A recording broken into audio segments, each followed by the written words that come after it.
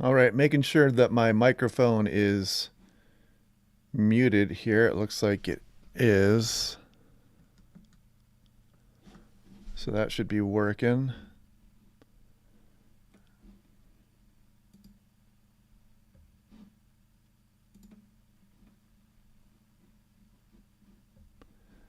Okay, so it looks like I got the volume correct this time. I believe if it's not, somebody let me know here real quick and then I can fix that. Looks like we got people rolling in now, so that's a good thing. Let me know if the volume is echoing for some reason.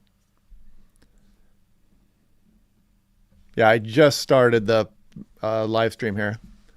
You're in the right place.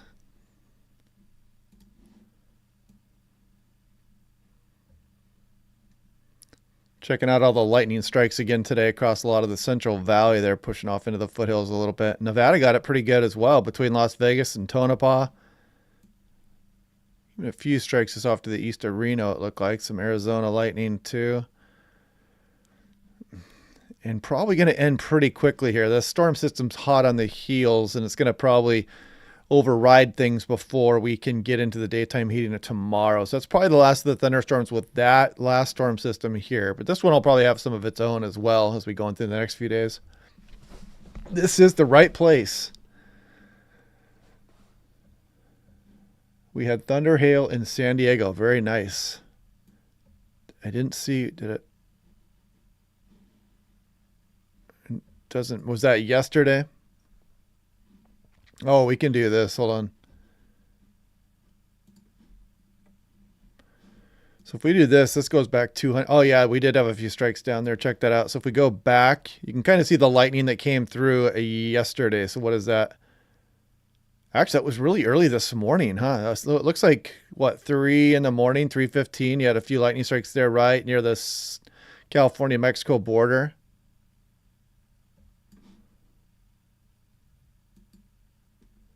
Interesting there. And then let's see when the next lightning strike started showing up here.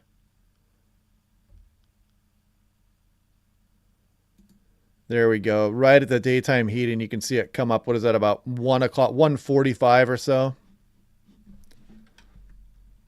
And you can see all those flashes up there. Looks like, what, near Redding, or is that by Chico there? I can't really tell too much. But you can see all the lightning strikes across the valley areas and across Nevada. And our next storm system, it's out there. It's on the way. And you can see the cold air on the satellite imagery merging up with the subtropical air here. And this weather storm is going to develop right off the coast. Still a little bit of model uncertainty, but we're getting some pretty good agreement on what's coming up here. Okay, let's see what some of the chat's going on here. Looks like we're getting people in here. We have about 225 now.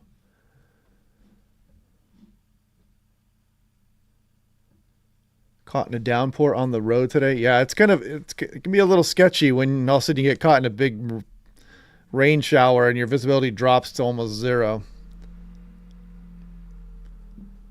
Hello, everybody. All right, people are in here now. Thanks for the weather reports. Thanks for the kind words. Yeah, that strike, Bob Miller mentioned that strike too. Yeah, about 3:15 a.m. San Diego County. There's some lightning out there. Santa Cruz Mountains. Yeah, we can check that out as we go here as well. I had Carmel Valley up there. So we have...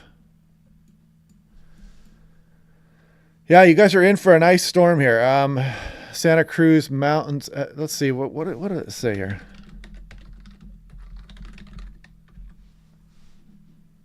Yeah, right there. That's what I thought. I don't see the actual... Anyway, whatever. Just south of San Jose there. Yeah, there's some big winds coming too, especially if you're on some of the higher hills here. I mean, Big Basin, Redwoods Park. Even San Jose is going to get some gusty winds. And why don't I start showing that as well? I want to kind of highlight the wind speeds that are incoming here. First, let's look at what's going on just off the surface.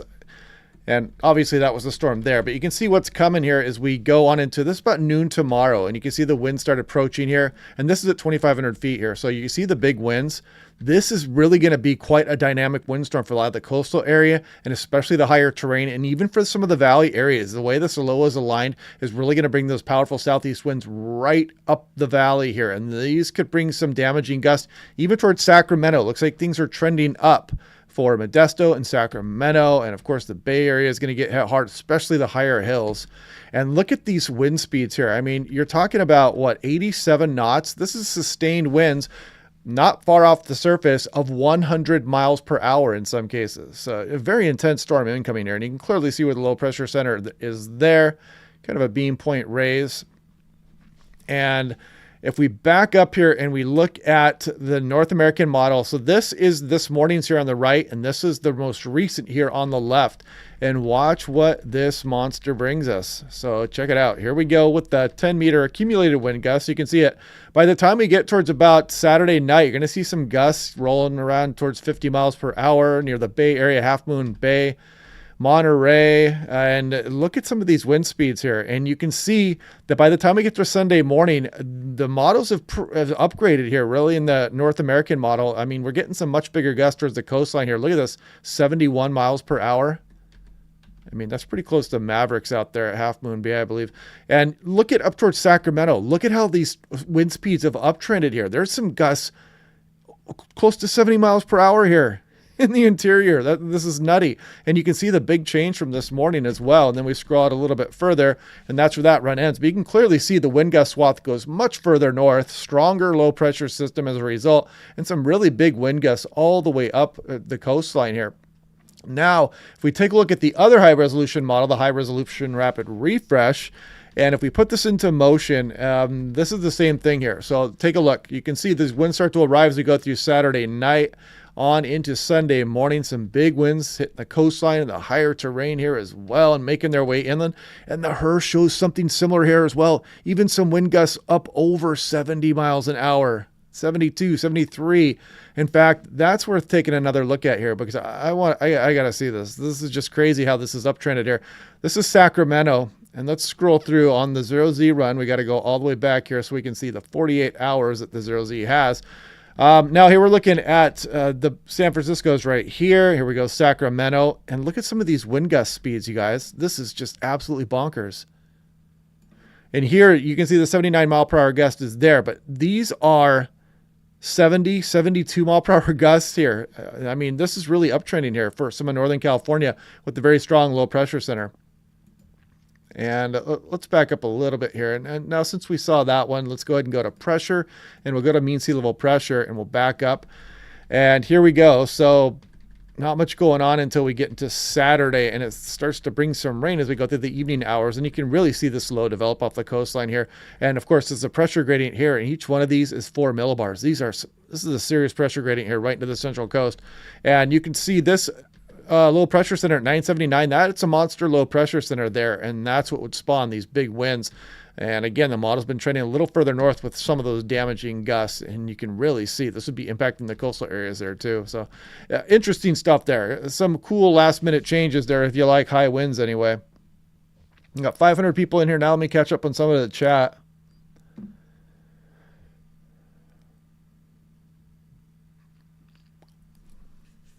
Okay, man, a lot of chats coming in here. No, that was at 2,500 feet. That was at 2,500 feet. We had some sustained winds at 100 miles per hour, and that was just for some select locations. I was just showing you the strength of that low pressure center there.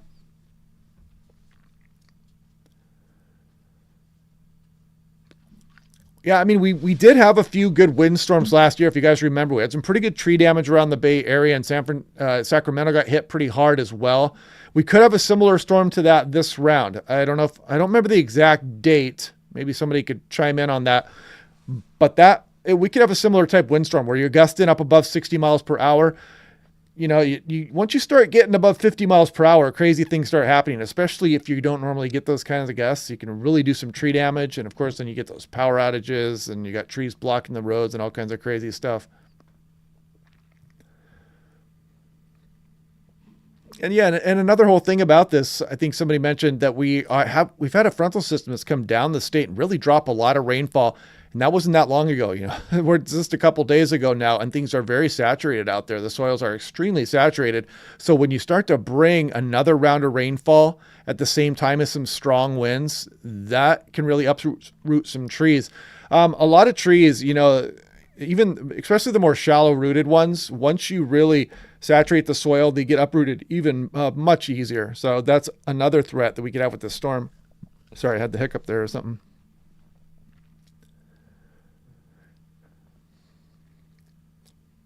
January 9th last year, I see 26 too. So maybe, yeah, we had a really good one. I think San Francisco hit its all-time record high gust, I want to say, with that one of those last year. But yeah, as you guys can see, we got a mean storm coming up here. I mean, you're talking about a 980 millibar load. This is something that's usually reserved for the north tip of Vancouver Island or something, or maybe in extreme cases down towards Washington or Northwest Oregon, like during the peak windstorm season. And this thing wants to be right off the coastline there. That's going to be bad news. And if you guys are just joining, you can see what the North American model did on its most recent run. Look at some of these impressive gusts all the way up through some of the valley, Central and North Valley here, all the way up the coastline versus this morning. So it's kind of uptrending here with some of these wind speeds. And with the high resolution model, it shows something similar as well. In fact, let me do this. I'm just going to go ahead and bounce out here so we can have this one to check back on. I want to be able to show this to some people as they come in here, people who are joining a little bit later. So this is the high resolution rapid refresh, and it shows something similar to what the North American model is showing. And this goes out 48 hours, and we're talking about wind gusts in Sacramento to 70 miles per hour. I mean, that's crazy talk. I mean, this is just wild. But you can see the similarities here between that North American model and the high resolution model. In fact, let's close that one out. We get the point there. And you can see going back and forth between the North American and the high resolution model there. So yeah, very impressive stuff. Check out some of the chat messages here. Palmdale in the house, Sonora. Yeah, I mean, we got a double whammy here because things are really saturated across some of Santa Barbara, Ventura, and into Los Angeles County. And I mean, we've had two good rainfalls across San Diego. The one a couple storms ago was better, but still got some pretty heavy rainfall this last round as well. And now we're going to do it again. I mean, yeah. And I'm thinking about coming down maybe on Tuesday morning to kind of see what goes on. I was even thinking of going out towards Lake Mead. There's some heavier rain was showing up in some of the models out there. Or maybe I'll check out some of what happens and, maybe even help with some of the cleanup out if I go out into Northern California, or maybe I'll come down to Los Angeles or something. Sometimes I like to document things so I can remember storms for later and kind of communicate that information in future years.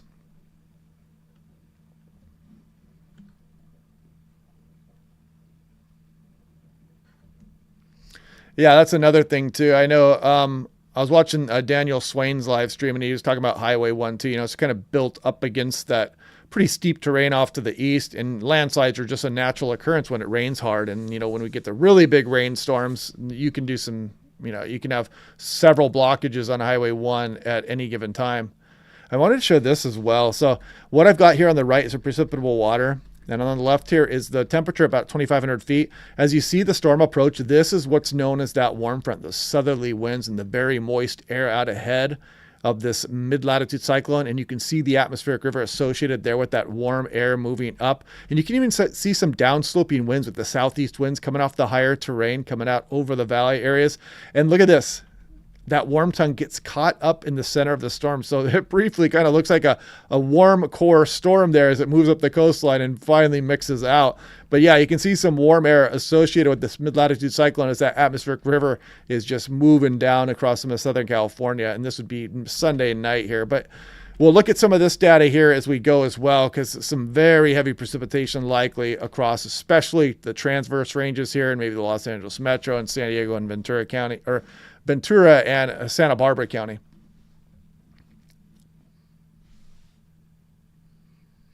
Cindy Montero. Yeah, so the transverse ranges are basically, they're kind of aligned, as you know, from east to west. You can kind of see how the coastline jets out here. And you've got these east to west, again, this mountain range right here. And so when you run this perpendicular into the mountain range, you're really taking best advantage of the orographic effects. You can even picture it as like a beam of energy. If you run it into this range and you run it into it perpendicularly, it expends all that energy directly into that area. But if you were to angle the mountain range a little bit more from northwest to southeast, you're kind of spreading that energy across the mountain range a little bit better. So it's kind of the best way I can think to put it. But when you run these atmospheric rivers perpendicularly into these mountain ranges, it really maximizes the orographic effect, and you're just kind of unleashing a lot of energy, a lot of precipitable water, and a lot of precipitation in just very small areas. So that's why it really intensifies some of these rainfalls. And then you've got just the nature of, again, Highway 101 running through here, and you've got very steep terrain. And of course, when you drop that much rain, you've got streams and rivers and creeks that are running over their banks, and the rivers flooding and blocking the freeway out there. When I was down there last year, it blocked 101 completely. We were stuck there for like 3 hours waiting for that river to decline. It was pretty crazy. Okay, let's see what else here. Talked about that. Let's see. Yeah, the snow levels are going to drop on the backside of this as well. Once this goes through, we've got some cold air and some showery weather that are going to come in after this storm also.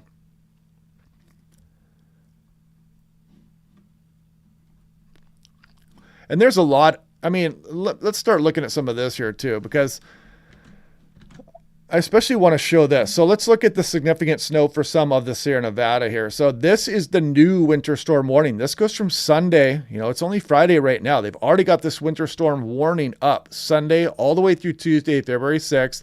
You can see Shasta County, coastal range, 2 to 5 inches below 3,500 feet. But, that's still not bad. It can cause some disruptions. And 3,500 feet, 1 to 3 feet above 3,500 feet. So that's the real deal here, folks. We're measuring in feet there. In the Sierras, 2 to 4 feet above 4,500 feet, 5 to 6 feet at the peaks. That's not 5 to 6 inches. That's 5 to 6 feet.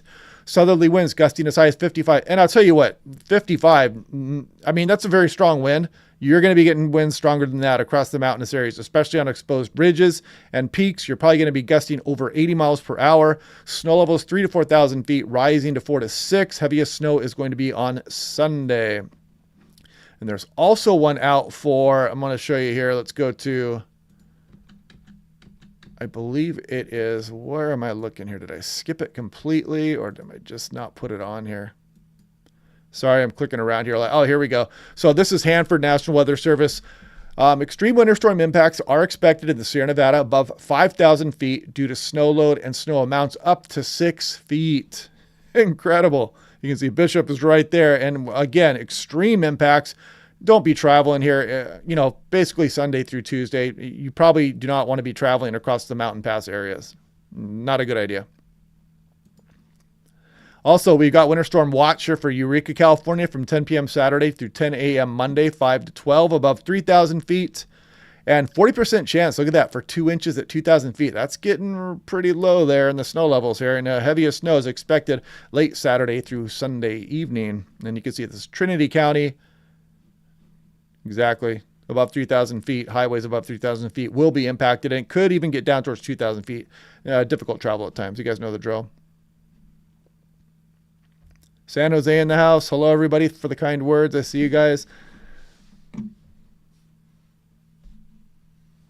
From Whitney South. I'm not sure what the Kern River drainage is. I'm not familiar with that. Let's see. 10 to 14 inches forecast for Greater Los Angeles. In the foothills, there might be some isolated locations that get some kind of 10 to 14 inch rainfall amounts. I'll show you some of that here in a moment as well. But yeah, there's some pretty big snow coming. I think, what is it, above 6,000 feet? I want to say, actually, let's check Los Angeles and see, because they put out a bunch of new graphics here. So in this one, they're talking about the Southwest California Saturday night through Monday, and this goes wind, seas, and surf. So we're talking about the big winds here, the seas, the peak surf heights, and moderate coastal flooding starting Sunday through Monday. So let's go on to the next one here. And here we talk a little bit about some of the snow here. So we're talking about significant mountain snow, several feet of snow likely. They didn't talk about the snow levels here, though. We'll try to find that one. Is it in the next one here? And the snow level is 6,000 to 7,500 feet here, but it could be really piling up there. And you can see this one has been updated today. So they're talking about Sunday night in towards Monday morning. That high risk for life-threatening and damaging flooding still exists here. And I also wanted to show you guys the day 3. Check this out. Look at this moderate all the way from what is it? Monterey here. Yeah, Monterey down the coastline, Point Conception, all the way, including some of the Los Angeles metro. And this is for Sunday morning all the way to Monday morning. And then day 4 includes Los Angeles metro and down towards San Diego. And then day 5 should be wrapping up here, but they still have this slide out because we're not sure just how quickly this atmospheric river is going to clear the area. It should be weakening by the time it gets down towards Oceanside and San Diego, but if it's hanging out, it doesn't matter too much. If you're stalling one of these rain bands, even if it's weakened some, you can produce significant flooding. Absolutely. Yeah, that's the thing. This trough has been acting meridional, which means it's kind of had that flow from the south, and it's kind of been like that across Pacific Northwest. And this is the same trough that's going to merge with that subtropical moisture off the coastline here. And I have a little pause here, just kind of think in the back of my head, if this starts to stall at all, then you're going to get devastating flooding for some areas. It's going to get wild really quick. So hopefully that's not the case.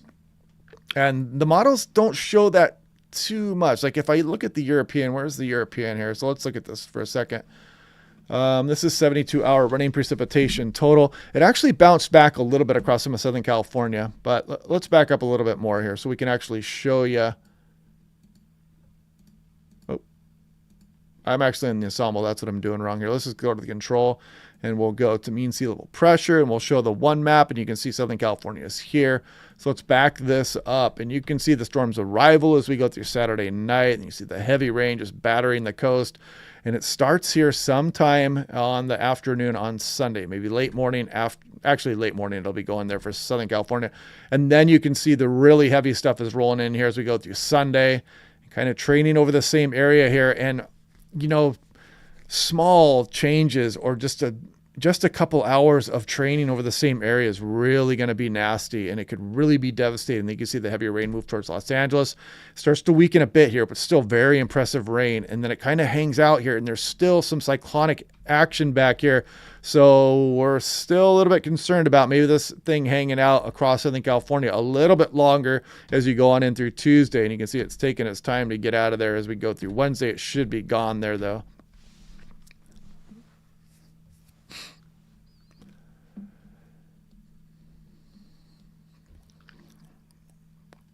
Will the storm be worse than the one in Southern California early January 2023? It has the potential to. It really has the potential to be a high-end event. So that's why I may live stream again tomorrow so we get more information on this. I mean, we need to be, at this stage, you need to be checking back with your forecast as often as you can. For example, the National Weather Service will put out new reports every 6 hours.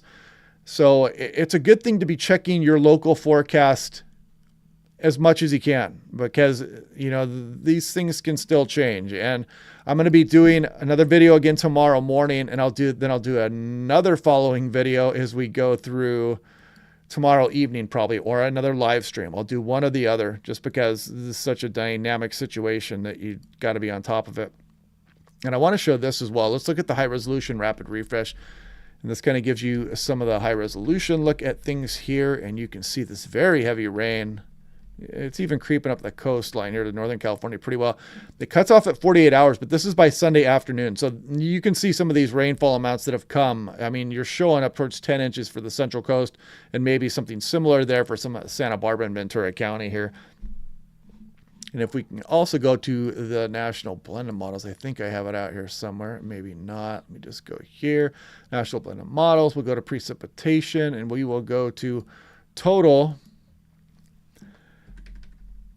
And again, just kind of showing you guys where the heaviest amounts are occurring. You can see the Sierra Nevada, a lot of this is going to be falling as snow, of course, with the higher terrain. But Southern California, especially on top of what we just got, this is going to really be problematic. But you can see the heaviest rainfall will be wrapping up by the time we get towards probably Tuesday night for Southern California.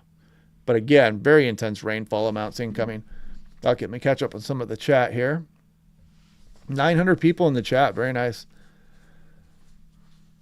Yeah, the Bay Area, you got some big winds coming and another big round of rainfall, and you've gotten already a couple big rounds of rainfall here recently. So saturated soils, you know, have a plan. Be aware of the weather. I mean, the thing with anything weather related is that it's always all good until it's not. It's all good until your house floods, or it's all good until a tree falls on your house. You know, it's like, well, a tree falls on a neighbor that you don't really know and somebody else floods. It's not really a big deal for you, and you don't really remember it too much. But when it happens to you, then all of a sudden it's a big deal. So that's kind of how weather goes. So the better prepared you are, the more likely you're going to be to say, hey, this was kind of a bust, or this storm wasn't that big of a deal. I did fine. We rode it through and no big deal, blah, blah, blah, blah, blah. But that's the thing. It's when you're not prepared and then you get caught off guard, and then it's a much bigger deal here. And, you know, being prepared means everything. You know, the better you know your escape routes or where you live. And like I mentioned in the video earlier, those little dry riverbeds across some of these counties out here and on the California coastline all the way up towards San Francisco and the North Bay area, those come to life in these kind of scenarios here. And those can be really devastating. I mean, it happens here in the Pacific Northwest. It happens in a lot of places. When you really get some of these extraordinary storms, you really bring the landscape to life. And you got to know exactly where you are. Are you in a low-lying area? Are you a place that's surrounded by hills? Are you near a dry creek bed? Have you been prone to floods? Have you had burn scar areas that are, you know, in higher terrain surrounding you? It's always good to know that stuff because, you know, we've had loss of life here with some of this extreme flooding across Southern California, really across much of the entire state, actually. Let's see here. So catch up on some of this chat. Yeah, there's probably going to be thunderstorms as you go through the day Sunday as well.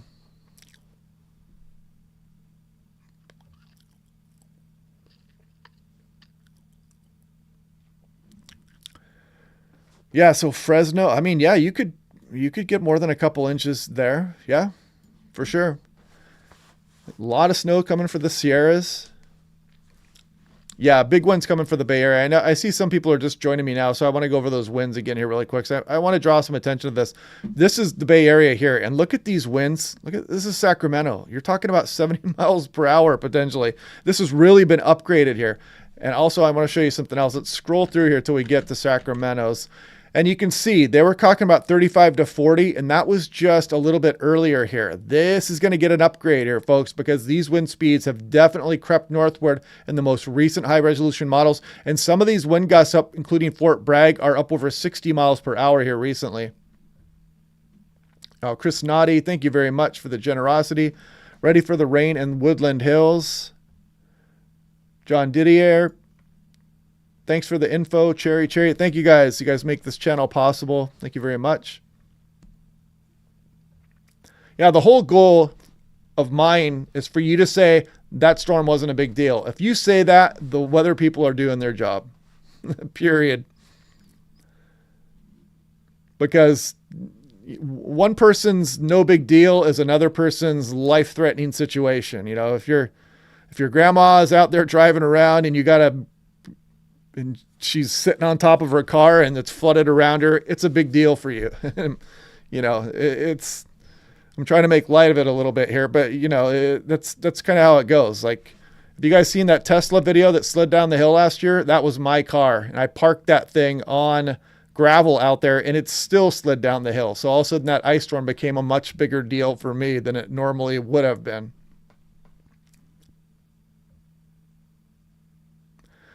Yeah, Bob Quinn makes a good point there too. With the soil saturated so much, I mentioned this earlier too, you're going to have trees being uprooted here across the area. And then again, these wind speeds are going to be upgraded here, probably almost certainly on the next report, because if you're just joining, we've got this has been upgraded. And I'm going to bounce back out so we can see. California here. And I mean, this is concerning, this wind swath here on the most recent high resolution rapid refresh. That is just bonkers. And the thing is, the North American model backs it up as well. Now, what I want to do here also, let's take a look and let's make this the HER. And actually the European, sorry, that was the HER. Let's make it the European. And this will no doubt tell us weaker winds here, but I just want to kind of see if it has the same. It does. So the European underdoes these winds, but you can still see kind of the similar pattern here. And it says gusts up over 50 potentially for Sacramento. So the high resolution models might be performing a little bit better with that. Thanks for the live stream. Thanks you guys for stopping by. 915 people in here now.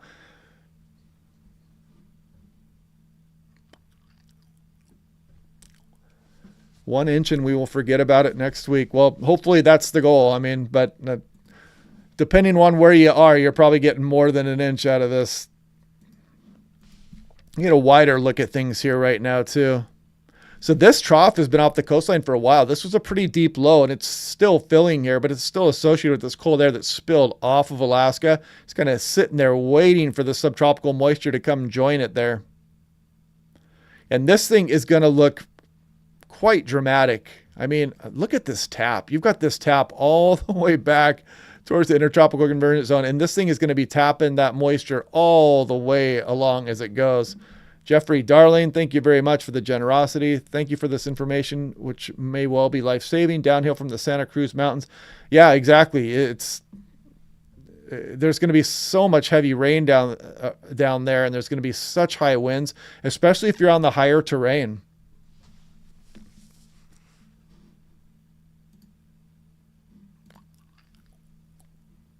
Sean of Peace. Hello from Eastern Ventura County. I watch your updates every day. Your level of detail is the best. Thanks for watching every day. Thank you for the kind words. Castro Valley next to Monterey. Let's look at that one here really quick. So Monterey's down here.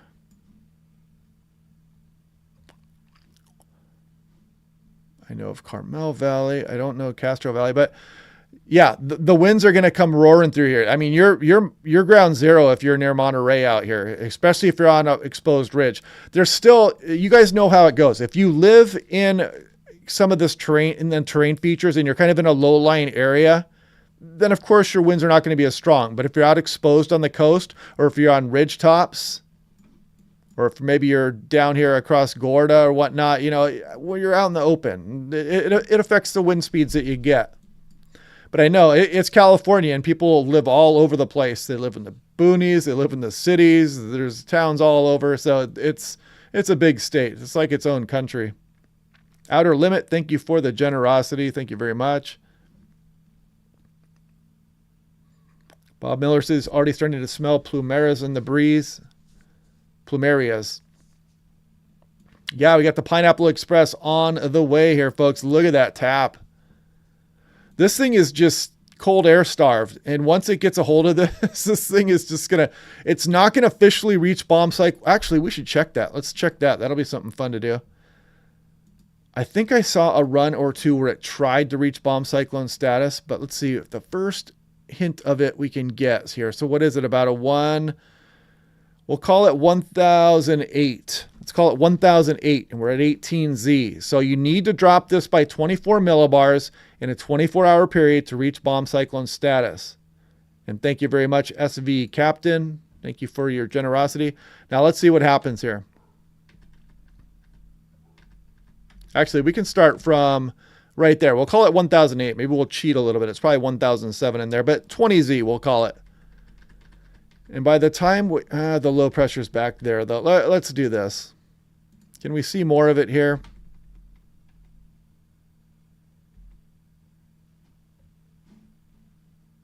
Let's back out. Let's go oceanic and we'll go northeast. Thanks for bearing with me here, everybody. So let's take a look here. So it's 1004 here. Let's try that. 1003 at 21Z. It's close. It drops 20 millibars, as you can see. So it's close to bomb cyclone status, but you can clearly see the development this storm goes through. That's the point I'm trying to make here. You're merging with this cold air aloft, tropical tap. This thing is just going to spin up. It's going to be a complete monster. off the coastline. And let's take a look at this. Look at the simulated infrared satellite imagery, the showers that we're going on today. Here goes the storm. The high clouds are going to be rolling in tomorrow morning. Precipitation starts. And we got the warm front action continuing to pump in the heavy rain at times. And then look at this monster here. This just curls up. Beautiful representation. This thing is going to look awesome on the satellite imagery as we go through the day Sunday. I mean, my word. Just borderline bomb cyclone status right off the California coastline. Wow, we got over 1,000 people in here.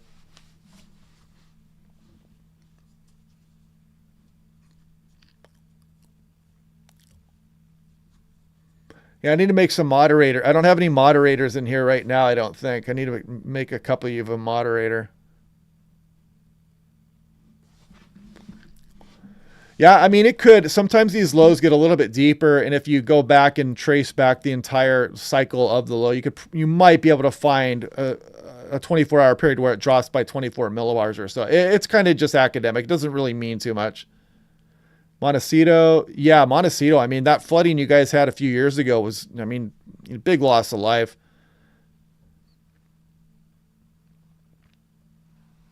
I mean, yeah, I see some people kind of downplaying things here, but it's the thing. It's better to just be prepared and to overhype things than it is to just say it's no big deal. Then people get caught off guard.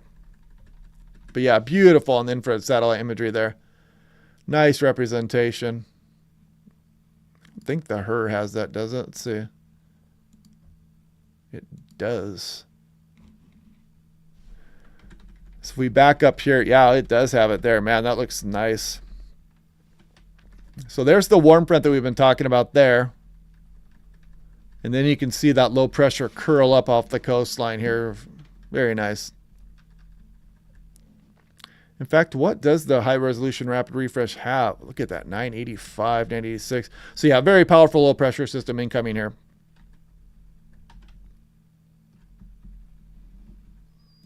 And if you guys are just now joining, big winds, I want to kind of highlight that, getting up past Fort Bragg. I mean, you're talking almost 70 miles an hour showing up on the coast.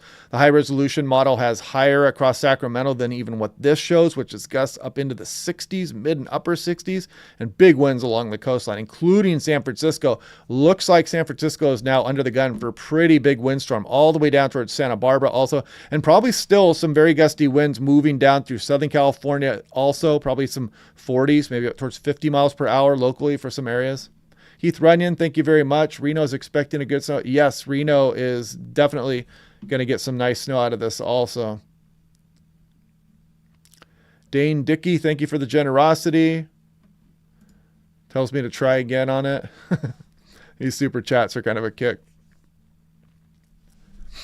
It'll be the thing is, it's always a big deal for some people, and for other people, it's not a big deal. So that's the whole difficulty with communication, especially, you know, there's a guy who's sitting in the National Weather Service office, or I'm sitting here, or there's a dispatcher at an airline and he's forecasting for certain areas.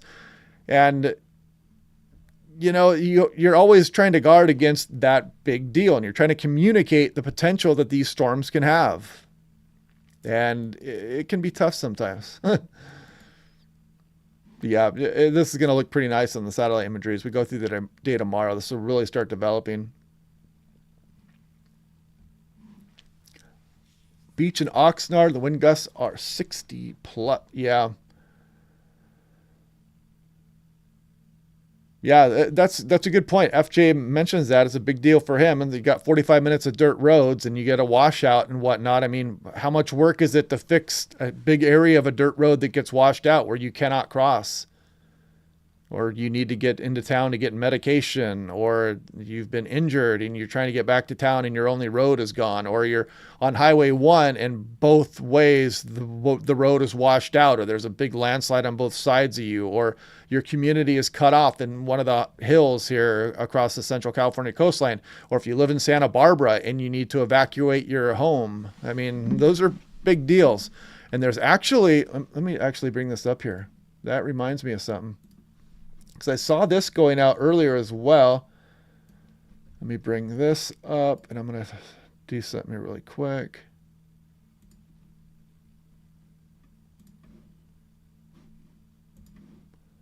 So I'm going to put this over here so we can view this. I don't know if you guys have heard about this, but this is an example. I mean, this is obviously a big deal for people. Parts of Santa Barbara already, there's already evacuation warnings going out for the storm arriving Saturday and all the way through Tuesday here. So you can check in on some of these websites here as well. And I don't know exactly what they do to try to communicate with residents in any of these given areas, but I'm going to click like on that so maybe the word gets out a little bit more.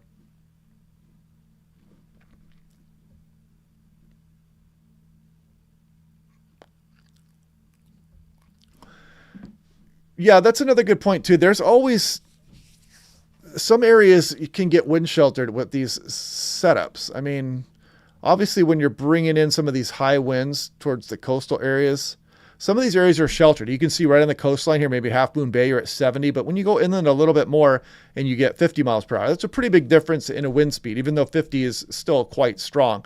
And there's always these local areas that don't quite get the wind speeds that other areas get. But the storm like this, you can kind of see how this is pretty widespread gust action here across the Central Valley area. But there's always these little microclimates here in some of these low-lying areas. You're in ridges and troughs here along the coastal areas and some of these mountainous areas all the way up the coastline where you are wind sheltered. So you're not going to get 60 mile per hour gusts because you are wind sheltered there. But still, even when you bring that into account, like there's a park near my house here in the Pacific Northwest where it doesn't take much wind to knock down some of the trees in there because it's a sheltered area. So you have to take that into account as well.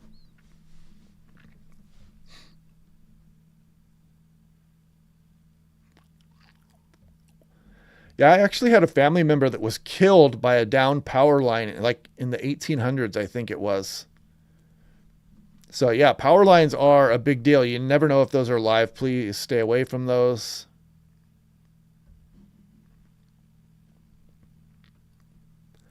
Patricia, thank you for your generosity. Appreciate these updates. Michael, greetings from Monterey. More worried about those wind predictions. A lot of shallow-rooted pines will be coming down, and we are pretty saturated now. That is definitely the threat. And let's go ahead and do this. Let's go to cities. Does it let me zoom in on... How far does that bring us in here?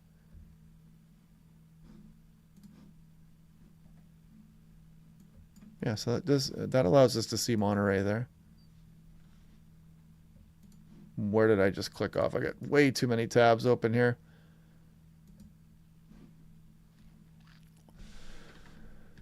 But yeah, you can see, so the North American model, this latest run here, is predicting 61 miles per hour even for Monterey. But you can kind of see how some other areas are a little bit sheltered here as well. And when you, again, like I said, there's ridge tops that are going to get higher gusts, and there's the troughs and the depressions and the river beds and the creek beds that are going to get lesser winds.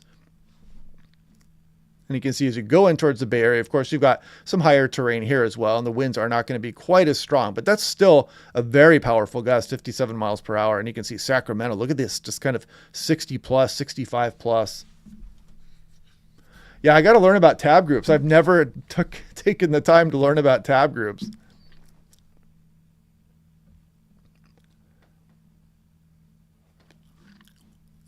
Yeah, you know, I didn't check Reno. Actually, let's do this real quick. So we looked at Eureka there, and let's just see what the National Weather Service Reno is having to say here recently.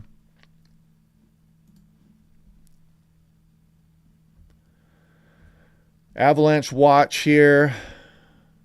Sunday AM through Tuesday. Estimated timing of snowfall arrival. Why is this not opening? Okay, I guess that's just, let's do this.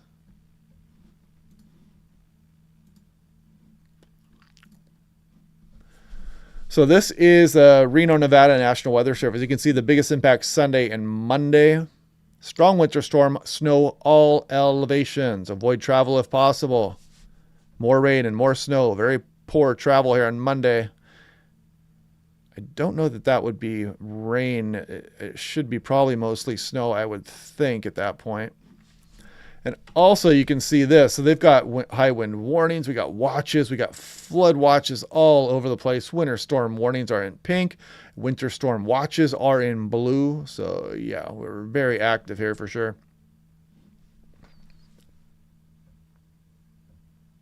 click on that name and it gets added to the text box. Yeah, I'll look that up and I'll probably do that because, yeah, this is getting out of control. I got way too many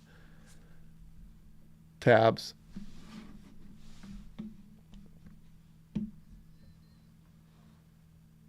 Yeah, I mean, I'm telling you what, if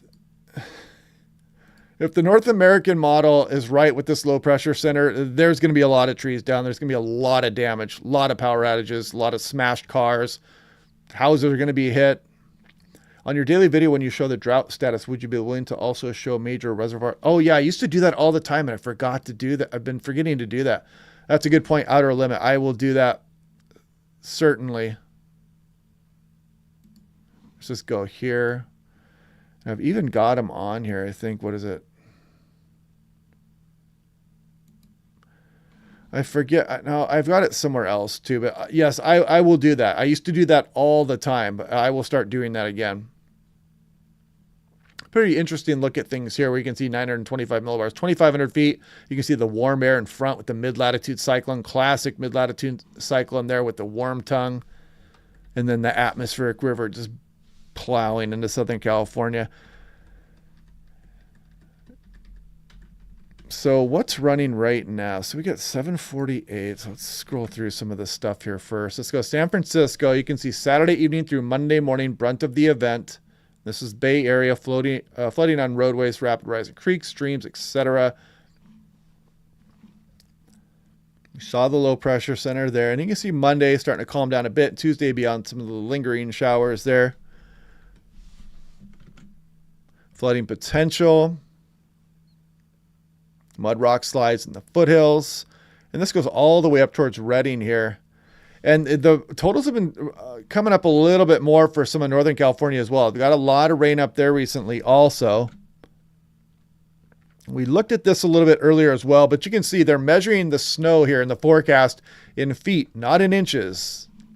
And I mentioned earlier as well, you're going to be gusting up over 80 across some of the higher ridges and peaks. Snow levels heaviest there on Sunday. But you can see at times there's going to be some pretty low snow levels as well. You can see 3,500 feet, 1 to 3 feet, 5 to 6 feet at peaks. This is a pretty incredible amount showing up there. This wind gust forecast is going to get upgraded for the Bay Area. Basically, that I-80 here and north is going to get some kind of an upgrade here, and we might even go high wind warning here for some of Sacramento if they start believing the high resolution models and if that continues to trend. Here's the February 4th through 7th atmospheric river. Key messages. Yeah, and you might want to put off travel here across the Sierra Nevada till probably at least like Monday or something, or maybe even Tuesday if you can avoid it. Heavy snow for Southern California as well, above 7,000 feet in the mountainous terrain. Yeah, that's a problem actually. When you get that's such an issue for California, and it's such a shame really, because for example, a lot of the precipitation just comes in these boom or bust scenarios. I mean, a lot of times you're not getting rainfall. Like right now, we're pretty well behind for the snow water equivalent for the Sierra Nevada. The good thing about snow is that it just kind of sticks up there by itself unless you go bring another warm system in there and you melt it. The rainfall, however, you're just dumping millions of gallons of water across Southern California, and so much of it, you can't capture it because how would you put it? It's extremely difficult to capture water, first of all. And then, this is running down creek beds and streams, and you'd have to have just this unimaginable engineering to try to catch all of this water. So it runs off. And it's a big problem. Up and down the coastline, you get so much water, but it's running off. And that's a big issue. And I know that's such a huge battle across the state is trying to conserve water and trying to store it so you can use it during the scarce summer months and whatnot. Will it snow on the Santa Cruz Mountains? That's actually something I have not looked at here yet. Let's go ahead and let's do this, and we'll go to the North American Model 3 kilometer, and we will go to winter, total snow, and we'll back up here.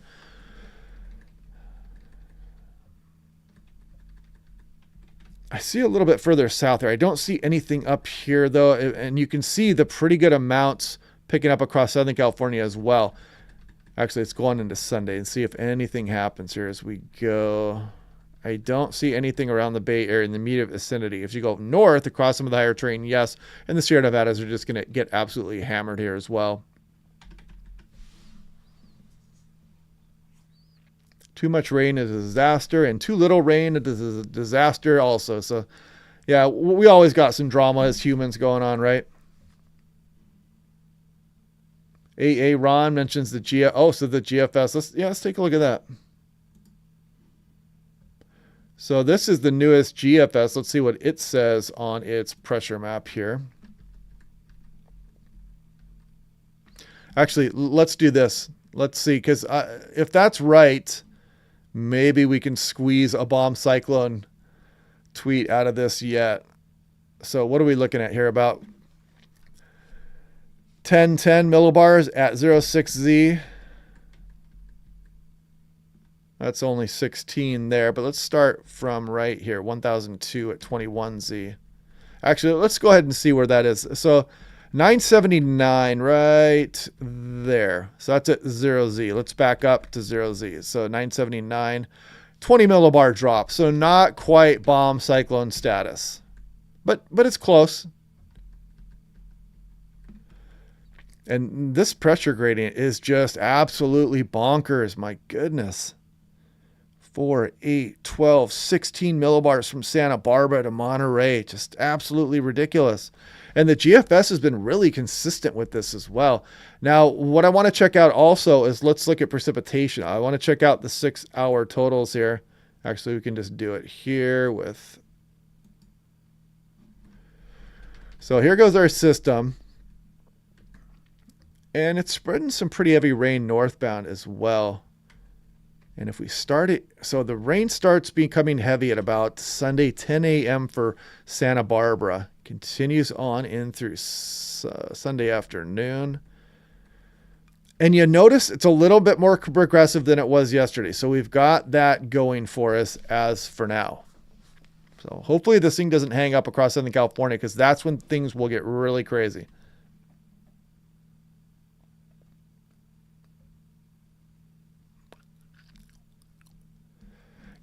Yeah, Pacific. So here, typing in my email here for you guys.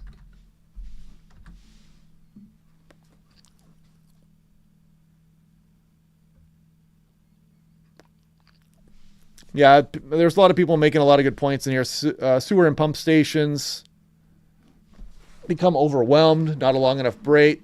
The ground is saturated.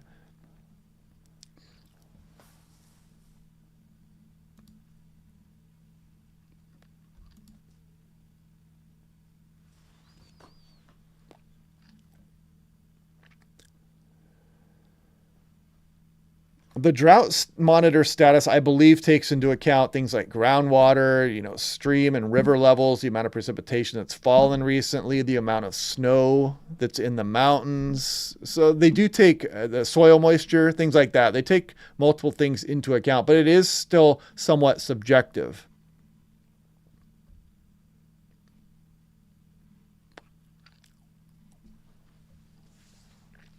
Yeah, French drains are a must around a foundation of a home. You really can help out. But let's take a closer look here, and let's go back to California, and we're going to take a look at the GFS here, and we're going to back this up, and we're going to go to precipitation, and we're going to go to total, and we're going to check it. And let's compare it versus, like, for example, yesterday afternoon's run. Actually, that's not going to really work here. Let's do 48-hour total so we don't run into that where we're just kind of overlapping here. So here's the GFS. This is the most recent one that's running as we speak here on the left, and this is yesterday's. So if we scroll through here, looks like a little bit less here for some of Southern California. More for some areas like near the Bay and maybe north. Central Coast, some areas maybe a little more. Across the Sierra Nevada, a little bit more, a little bit less the further north you go. So that atmospheric river is a little bit more progressive across Southern California. So that is a good thing. That's going to keep us from the really extreme flooding. But just kind of caution you here that this is a global model and it's probably not going to pick up these amounts that well. And it is the GFS also. So I'm going to take that with a grain of salt a little bit. But yeah, very impressive. A storm system still showing up. If we go to upper air wind and we take a look at this low moving in, it's going to look absolutely beastly here on the winds, almost certainly with a 979 millibar low. Very strong winds. You can just see them just hammering the coastline here. And kind of a little bit of a double-barreled low look. Impressive stuff. Okay, so what else do we have here on... Oh, this was another one here too from the National Weather Service, Sacramento. Look at some of these totals. Sonora Pass, Ebbets Pass, Echo Summit, Donner Peak. I mean, you're going to be measuring the snow in the feet up there. A lot of moisture incoming here. You can see the snow level rising, though, up to 6,000 feet Sunday night into Tuesday, however. But look at that low snow level, 2,500 to 4,500 on Sunday morning. Dangerous travel, chain controls, possible road closures, major impacts, and, of course, all the way in through Tuesday. Oh, Trevor Carsley's in here. Where is he? There he is. Okay. Add as a moderator, longtime friend.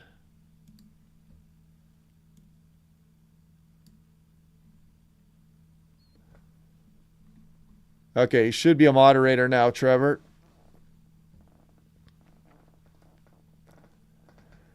Yeah, some of the most difficult things about storms are just trying to commute. You're caught in traffic and you're trying to go back and forth, and there's a million other people on the road at the same time as you. Another thing too with this storm is going to be the wave action. There's going to be probably some beach erosion and whatnot with these winds and waves.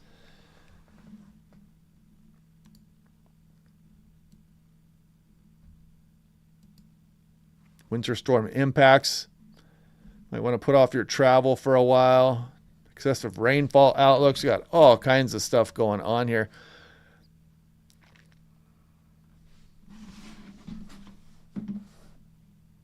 Okay, so that vanilla sky. Yeah, I'm gonna. Where is? Okay.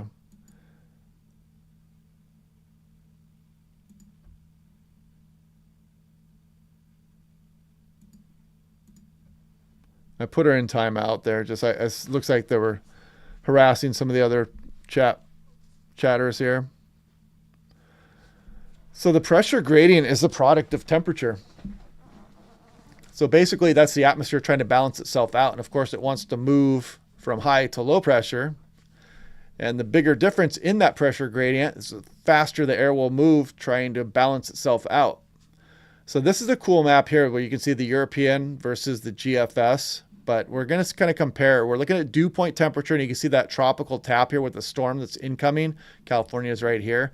This is that low pressure center just kind of sitting there and spinning off the Pacific Northwest coastline here. It's got some cold air aloft associated with it. And this is this kind of cold air starved storm system there. And this is our weather maker. And you can see these kind of merge together here as we go on in towards Saturday and Sunday, and you can see that very deep low pressure center there. And this kind of shows you the pressure gradients here, these lines. The tighter you pack those lines, the stronger the pressure gradient and the stronger the winds.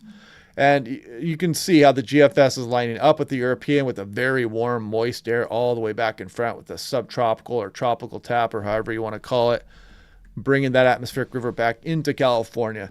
And really the good news is here over the last 24 hours or 36 hours or so is just that the atmospheric river is not showing that it's hanging up too much here, but there's still some cause for concern as it passes through the Los Angeles metro. We're getting a little bit further out in the forecast, and it could still hang up for some areas. There's something you got to be watching here closely.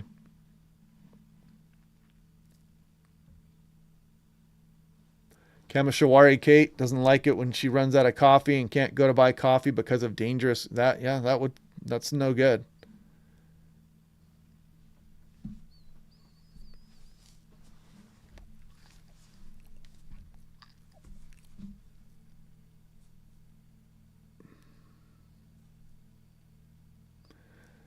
Depends on which valley. And it depends on exactly where you are. I mean, your wind speed that you're going to experience in any given location is so variable. I mean, it's hard to stress that enough. You can imagine if I zoom in, for example, let's just zoom in on, who are we looking at here? Actually, let's go up to,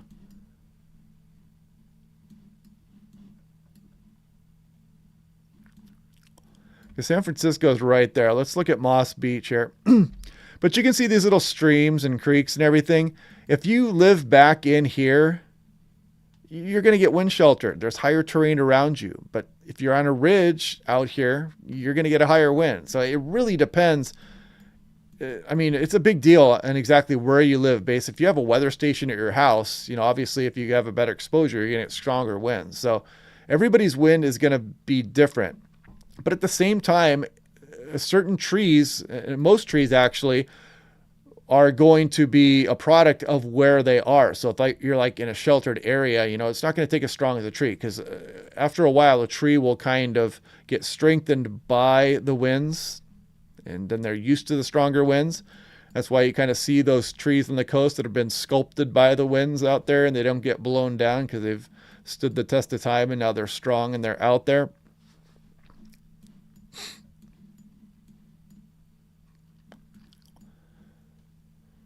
But yeah, I mean, there's so many canyons and gulches and stream beds and ridges out here that it really depends exactly where you are. But if you're just joining the channel recently here, I want to go over this one more time here. The North American model really uptrending with some of the winds here across the Bay Area. And you can really see them kicking up here. I mean, look at some of the gusts along the coastline, 70 miles per hour. Even Sacramento really getting some big wind gusts here. So I just wanted to show that here again. And then we're going to bounce out to California, and you can see just the incredible swath of wind there.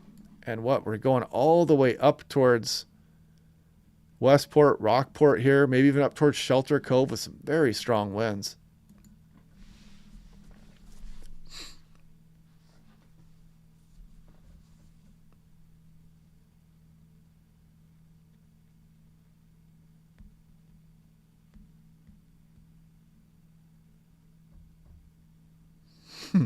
Crocodile Dundee references in here.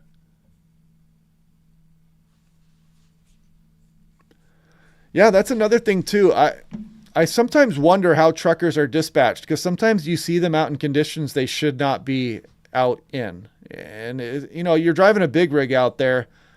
You've got a big sail, and it's easy to get blown over. So I'm not sure exactly what forecast they listen to. I've never actually been confronted with that topic, but yeah, high winds really affect truckers big time.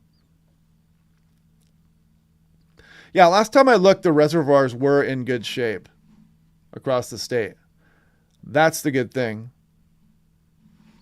So I got a question about El Niño there. How's El Niño promoting the formation of these types of storms? And how best to put this? So there's a lot of misconceptions about El Niño, and I want to show you something here. Let's go to Pacific Basin. And as you know, the Pacific Ocean is a huge place. And we're going to go to the anomaly here. And this is pretty recent. But what El Niño does, because during the fall and winter months and on into spring, you get the natural progression of Rossby waves, which are colder air that spins around the northern hemisphere because the sun's direct rays go down into the southern hemisphere. So we cool off our North Pole. And then we have these areas of cold air moving around, and we get storm development associated with them.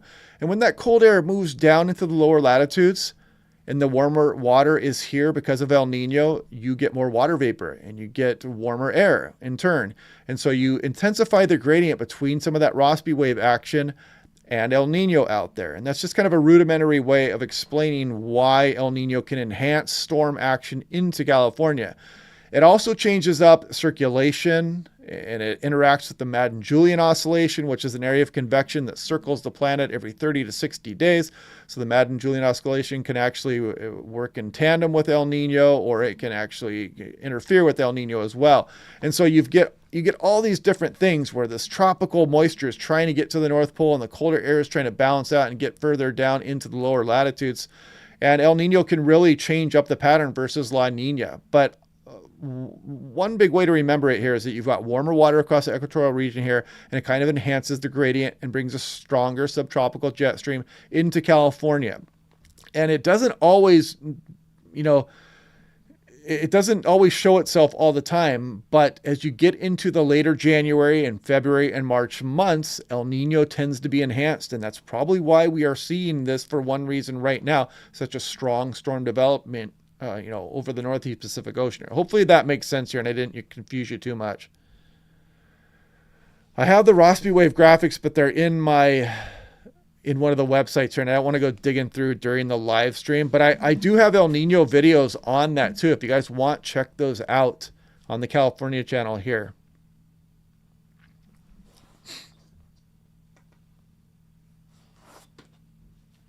Yeah, that's the thing about California. We talked about that a little bit earlier as well. I mean, you're dealing with, you get so much rainfall and it usually comes hot and heavy. Then you go through periods where you're not getting much rain. And when it does rain heavy, you can't catch as much of the runoff here, because then you threaten your dams if you try to capture too much, and you've got debris and tree logs and stuff like that, and they're hitting the dam, and you can break the dam and flood the entire community downstream. So it's such a challenge trying to collect water. And then we get a huge storm like this, where no doubt most of the water will just run off, and hopefully it'll replenish some of the groundwater here and it'll soak into the soil some, but a lot of it is going to run off into the ocean, no doubt. And it would be better if it fell as snow here, and then you can melt it slowly. And also, when you drop snow across the Sierra Nevada, let's actually do this since we're talking about that. I'm going to winter and total snow. When you have snow that occurs, it's better than rain. And the reason is because when you drop that snowfall here, if you melt it slowly, it absorbs into the soil better.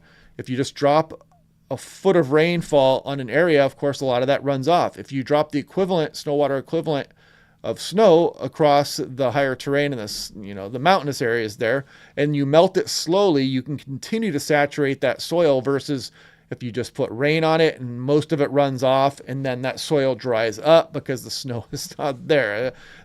Hopefully that makes sense there. Snow is a better way to store water. Obviously, the snow just stays there, and then as it melts, it can go down into your reservoirs, and you can control it a little bit better, and it can feed streams as you go later on into the winter and on through the spring months also. Anthony Perez gifted 5 California Weather Watch memberships. Thank you very much.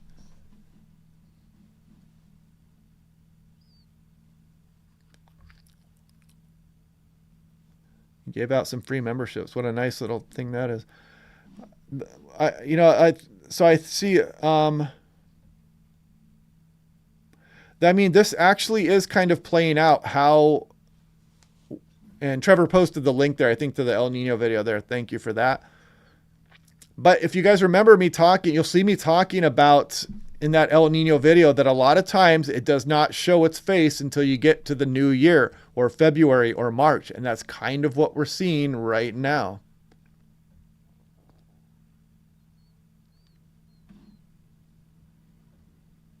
And I'll show you, I can show it in a different way here too as well. So we're going to go back to oceanic, and we'll go to northeast, and we're going to go to upper air wind. And let's just do this.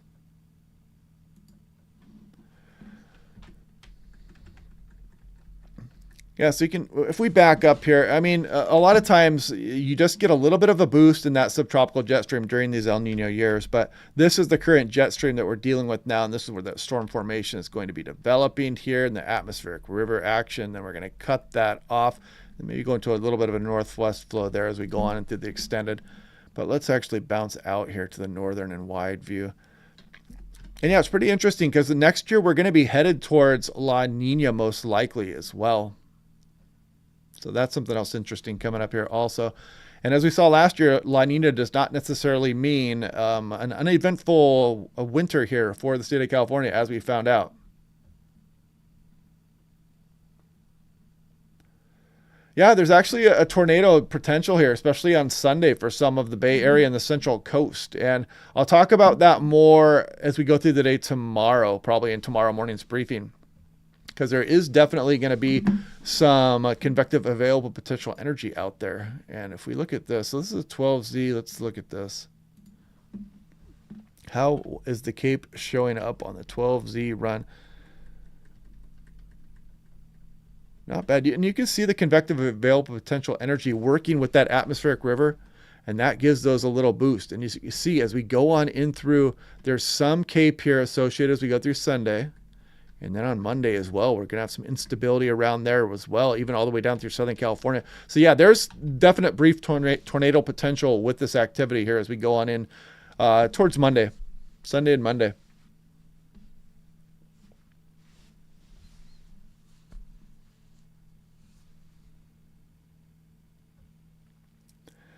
Yeah, that's the thing. The weather models are getting they're getting accurate, and they're high resolution though at the same time. So back in the day, we didn't have the resolution that we do now. And so your forecasts are going to change more. And I know it's kind of rough, but you got to stay on top of things here, especially if you're really affected by the weather. Because if a high resolution model starts changing on you, back in the day, 20 years ago, we didn't have high resolution models that we could just look at with the click of a button on the internet. So you were subject to just kind of a global model that just kind of said, hey, you're getting 3 to 6 inches, and it just would kind of say the same thing. And then you'd get 8 and you'd flood, and you wouldn't really, you would have no idea that was coming, or it just misses you and you got 1 inch instead of 3 to 6. Robert Bradshaw, welcome to Weather Watch Support.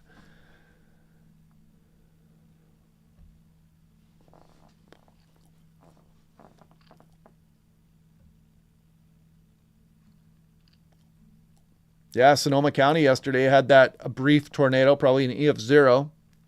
Had a couple tornadoes in Texas today too. If I'm not mistaken, isn't California there's a pretty big aquifer, right, associated with the groundwater underneath California, if I'm not correct. It's just been, us humans have been taking water from it, so the ground subsides. And then once you take the water, it doesn't have the same carrying capacity if you try to put it back. So the water tries to run back in there, but we've already taken the water out, and then the land compresses some, and you can't fill it up the same way. I think that's, if I understand that correctly. Dole Whip is late for his poker game. We got 12 inches in one night last January. Yeah, that was some pretty crazy storm sequences we had as we went through the beginning of last year. The Wappler Doppler, yes.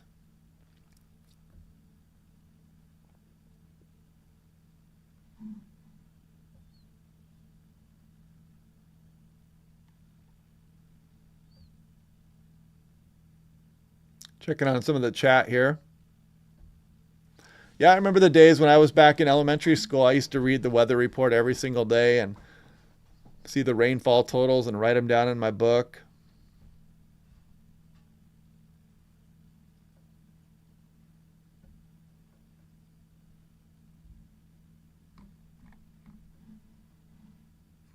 Many truckers are independent. I did not know that, really.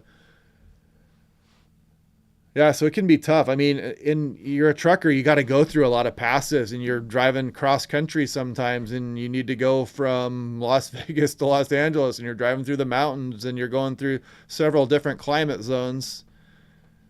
And then you're dropping down into Southern California, and all of a sudden it's like, oh, look, it's an atmospheric river, and there's massive flooding, and there's rock slides, and you just came from the desert where it wasn't too bad. Or you're trying to drive down I-5 and you run into 70-mile-per-hour winds that you didn't know were going to be hitting Sacramento, and you're trying to drive down toward Los Angeles, and you get your big rig knocked over, and then whoever owns your truck, or if you own your truck, you're asking yourself why you were out and about. Yes, the winds can gust over 50 miles per hour in the Central Valley with this next storm. There will probably be some cases of that.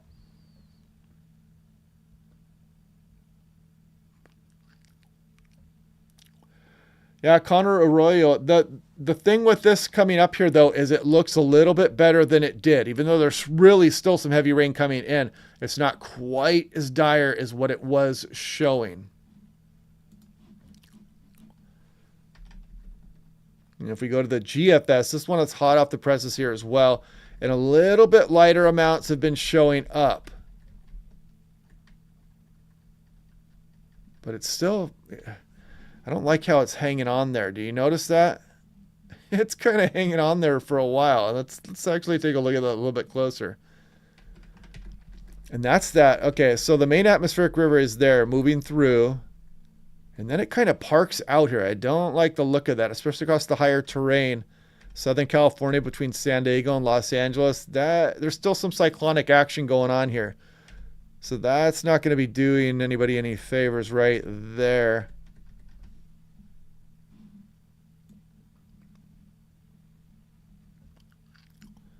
I also want to look at this.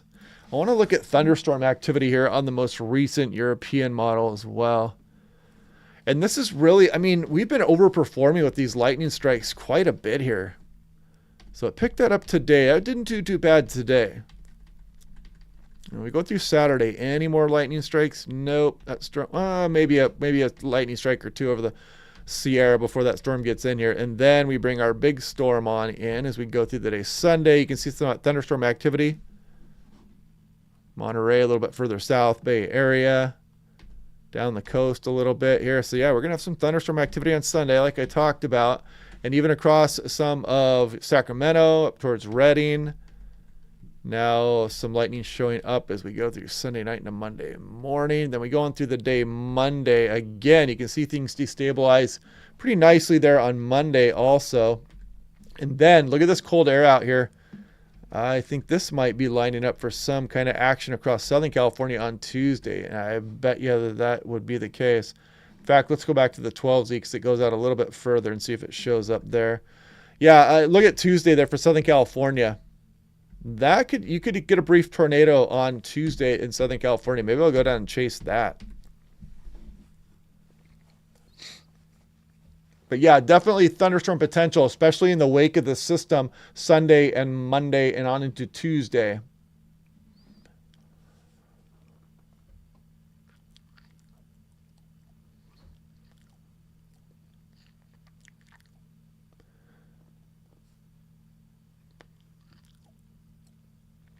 So yeah, I see people talking about the atmospheric river. You know, the atmospheric river is, the terminology is more used for scientists to communicate certain aspects of what's going on with the storm versus it's been used as a tool to communicate with the public now, and it doesn't mean too much in of itself. When you're dealing with the public, you say atmospheric river is coming.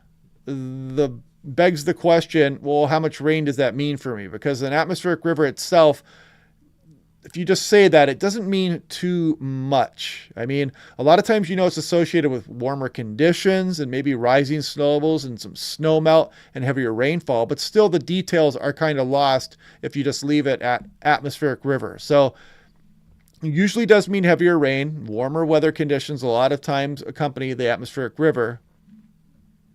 But a lot of times it's not really, let me show you something here.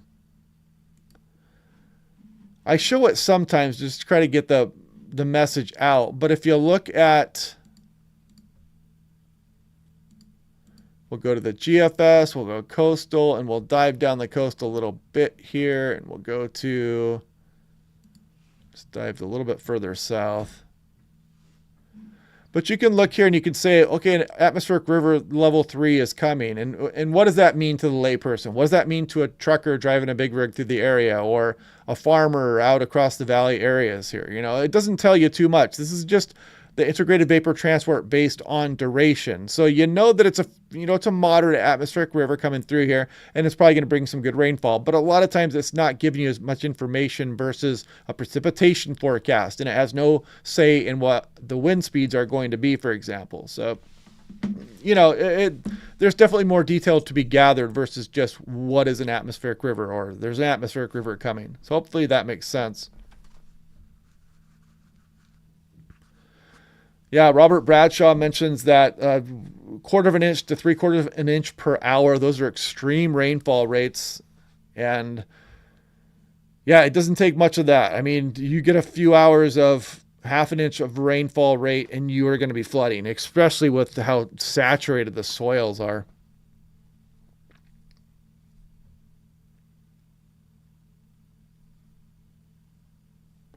Yeah, there's people that are tracking the model accuracy, and if I ever make this my full-time job, I will do more of that. I will go back in previous days and we will go over model runs and we will check to see which model performed the best. We'll probably even make it a little game that we will check every single day, but I need more time. I have children right now and I have a day job with Alaska Airlines and I do this as well. So I don't have much time to really gather that information, but that's something I always have planned on doing. And if I do this gig on YouTube full time, I will do that.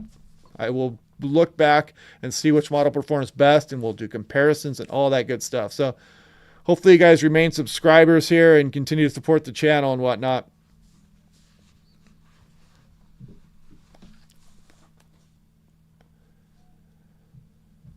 I don't know if the Northern Bay area is going to get it. I mean, I wouldn't rule it out just yet. If that low comes in stronger and moves further north, then yes, the North Bay area could have a brief tornado potential.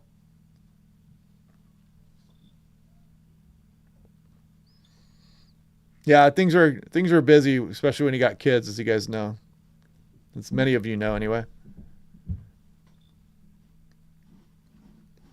So yeah, that was a little atmospheric river rundown there. Yeah, there's another storm system that might be coming out of the northwest, but things can change rapidly this time of year, and it's really not worth looking at too much here yet. Let's actually do this.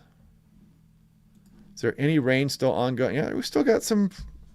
There's probably still falling of snow across the Sierra Nevada. I mean, we've got some pretty persistent precipitation moving into the Sierra Nevada over the last couple of days as well with these showers. So you probably have been building up some of the snow. And what was that? Is that, yeah, you could see those lightning strikes going on there. So let's zoom in a little bit more.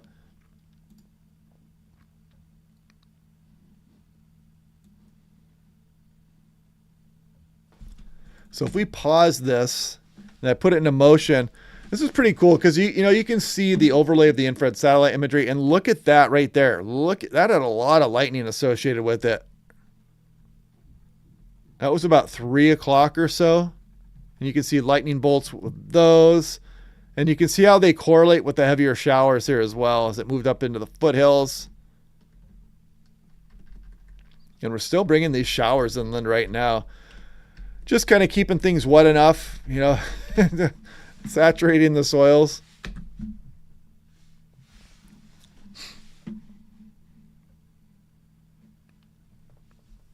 My full-time job at the moment, I work for Alaska Airlines. I'm a flight controller. So basically we do forecasts for multiple different airports on a given shift, and we talk pilots through the weather, and we plan their flights, and we plan their fuel based on what kind of alternate airport they might need because they might have to divert because of weather, or they might need to divert around turbulence over any given mountain range or in certain areas, or fly around a storm, or bob and weave between thunderstorms where they might be expecting thunderstorms at their destination airport, stuff like that. So yeah, I'm the guy that sits on the ground and talks your pilots through severe weather. That's kind of the best way to put it. I do not work in the tower. I work for the private company of Alaska Airlines, and we are licensed by the FAA, and you got to go through all kinds of training and yearly comp checks and all kinds of good stuff there to remain at the top of your game, let's call it.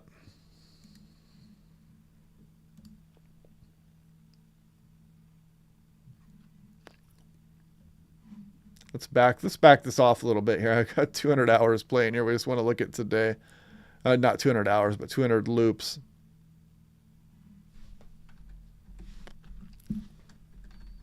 Some pretty good shower activity the last couple of days. Some nice lightning strikes out there during the afternoon hours.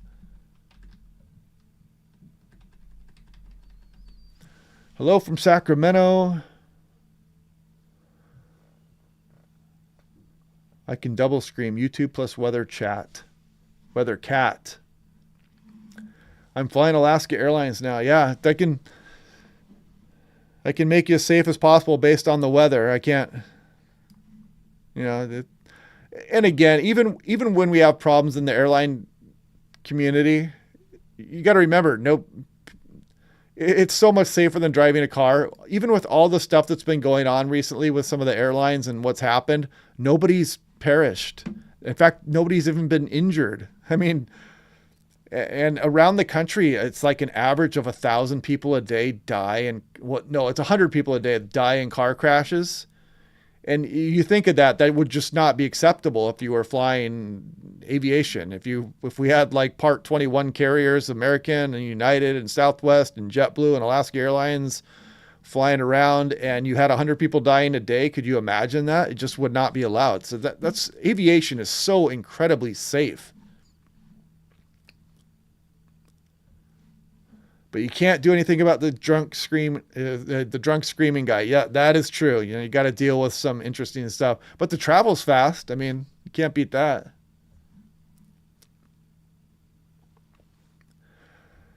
Yeah, and just think, even a mistake like that, still nobody was injured.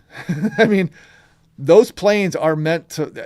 You look at the Aloha airline in Hawaii. The roof ripped off the plane.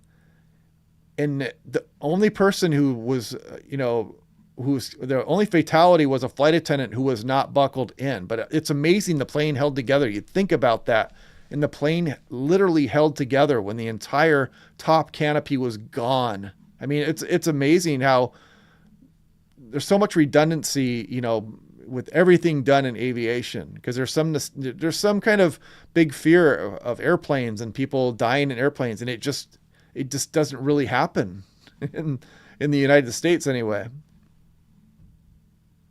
But yeah, the flying public, it's always, you can get somebody who's causing a ruckus on the plane. But the good thing is you only have to deal with them for an hour or 3 or 4 hours, and then you're done with them.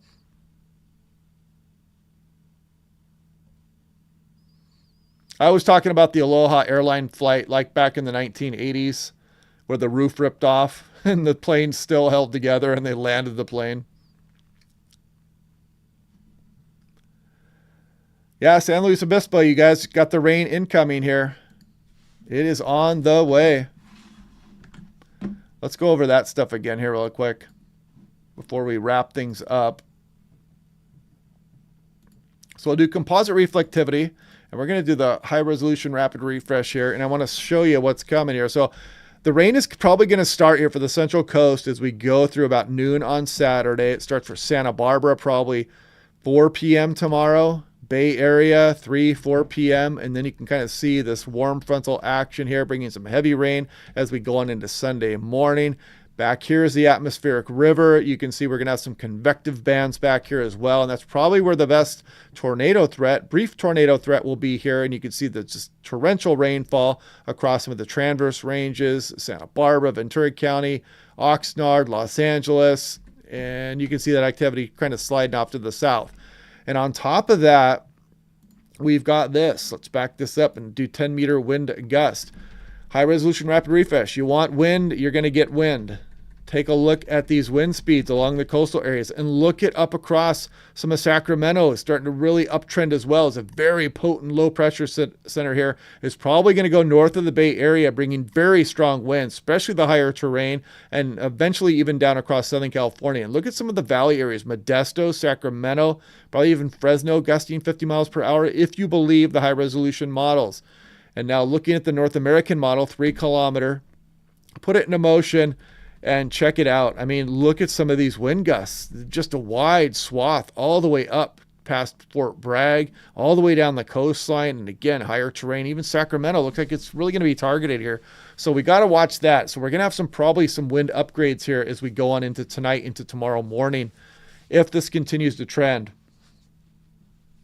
Yeah, Sacramento on the high resolution was showing up towards 70. You'd have severe tree damage from that. and you may still have that anyway.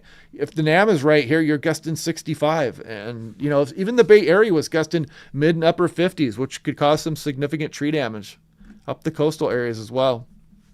And that's on top of everything else. And not to mention that the ground is saturated, so trees out there that are easily uprooted, it's just going to be even more easy to do so when the soil is saturated.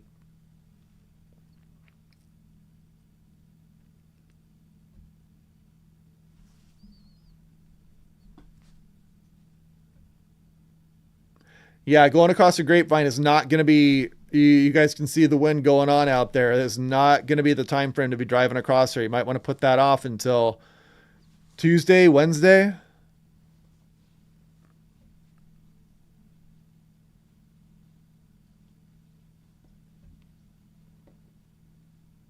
So in California, 4,280 people died in car accidents in 2021. Yeah, I mean, could you imagine the flying, like having aviation and having 4,000 people die? We'd shut down the entire airlines across the country.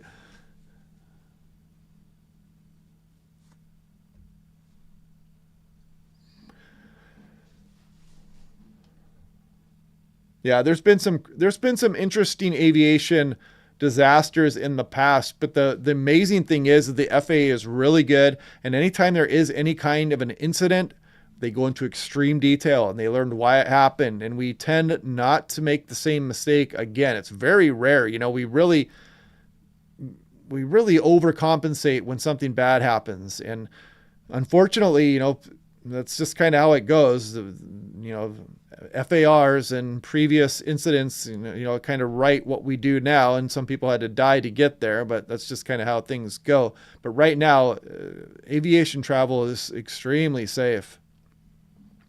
Ham Radio Lady, January 2022, Claremont, California.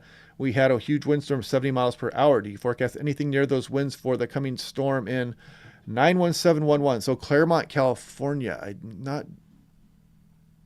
Here, let me look it up. Where did I put the map? Actually, I think I had it here. So let's go Google, and we'll go Claremont.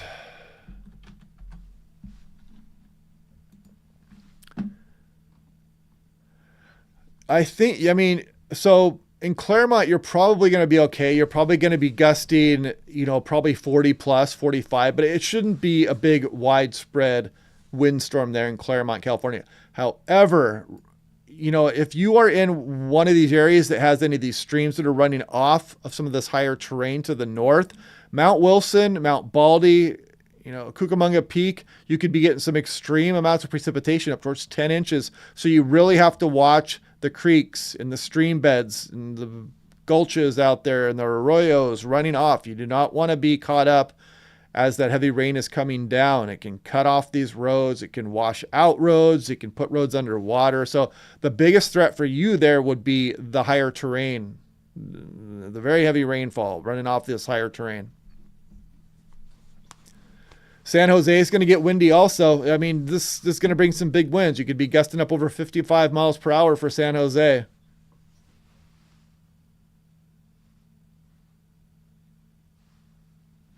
Palm Springs. I have not looked at Palm Springs yet, actually. Let's do this. Let's go to... There's so much going on that I forget to check certain areas here. It only goes out 60 hours. We'll go to the European, not a high resolution model, but anyway, we will zoom in. Actually, can we get...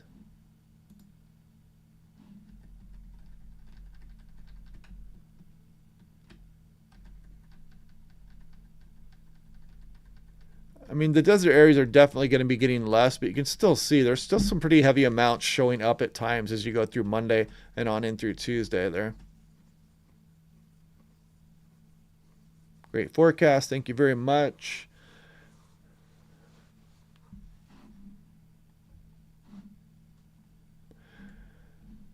Yeah, so I mean, there's definitely going to be higher amounts in the higher terrain. When you see models like or maps like this on the global models, you know, the high resolution models are going to come in a bit more.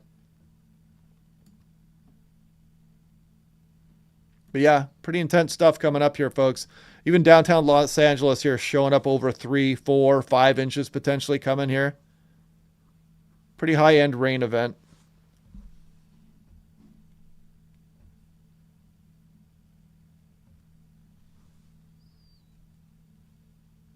Santa Barbara is going to get hit pretty hard here as well, especially the higher terrain surrounding. And you guys know the drill with those dry riverbeds and those dry creeks in the summertime. They come to life in these circumstances.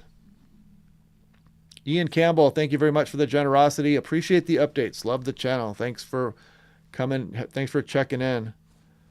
Still 750 people here. I think we had like 1,100 people at one time in here. Yeah, there's a question about how do the models know days in advance that a storm will stall? Well, they claim to know, but they don't always. That's the main takeaway from that. I mean, a lot of times with big scale features like troughs and ridges, the models can do okay and they can kind of tell you where the general troughing and the ridging is going to be. But as far as for small scale features like just how much an atmospheric river is going to hang up, that's why meteorologists watch so closely right up to the, even just to the hours up leading up to an event, because things can change. And we've got, the computers have become so good now and the models have become so good that they're almost always going to outperform human meteorologists. However, there's still some benefit to human meteorologists. They know certain patterns and whatnot, and they can kind of communicate better to the public versus just a model spitting out raw data to people. But for the most part, like artificial intelligence and smart learning and whatnot is really going to be the future here in ensemble forecasting. So our forecasts are going to get better, but at the same time, I mean, things are still only as good as let me put this a different way. So your forecasts are only going to be as good as your observations. If you are not sampling the atmosphere correctly, your forecasts aren't going to be good no matter what kind of resolution you're using, what kind of computer power you're using. It doesn't matter. You're still not going to get the best forecast. So a big part of it is trying to sample the atmosphere, at a high resolution. And we still don't do that much. So we're kind of limited in how good our forecasts can be. However, we're trying to fix that stuff. And you've got planes coming in with sensors on them and stuff like that. And you've got surface observations and you've got satellite imagery and stuff like that. But still, we could still be doing better in sampling the atmosphere. It's kind of a limitation in our forecasting, no matter how good computers get. Yeah, we're probably going to dry out after this storm upcoming here, but no promises, because some of the extended models that I saw, actually, let me see. Let's look at that, actually. Let's go to weeklies. We're going to go to European weeklies here, and we're going to let this play out a little bit. So there's our storm system there, kind of taking its time. Bit of ridging here, but this is what I was seeing. So this kind of tells me here, this looks like El Nino is not done with us yet. And you can kind of see that as we go out towards February 18th. This troughing out here is going to be a strong subtropical jet stream. That's an El Nino signature there. And El Nino is still in charge across the equatorial Pacific. So that is why we are probably not done with the storm rounds here into California. And as we go on in towards the end of February here, you can kind of still see that troughing out here over the Pacific. So it's something to watch. This is bound to change, of course, but it's a signal that I've been kind of seeing out there in the extended forecast runs.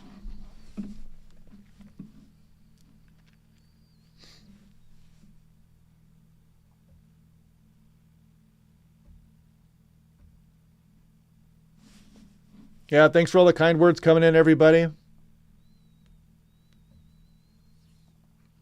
going to take a drink of the water here.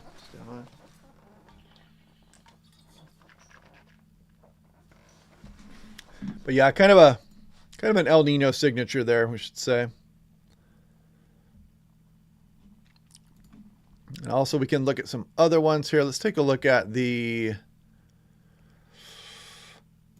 the GFS extended, see if it shows something similar there as well. So here we go. There's our storm. Get that out of there. GFS extended ensemble member. And it does show that similar pattern out here over the Pacific Ocean. So I don't think El Nino is done with us here. And that's pretty typical across some of California as you go into February and March.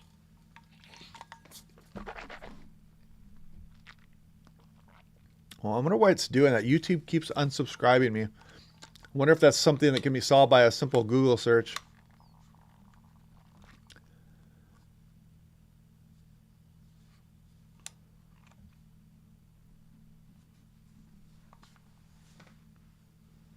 Yeah, I can't see how many likes are actually coming across.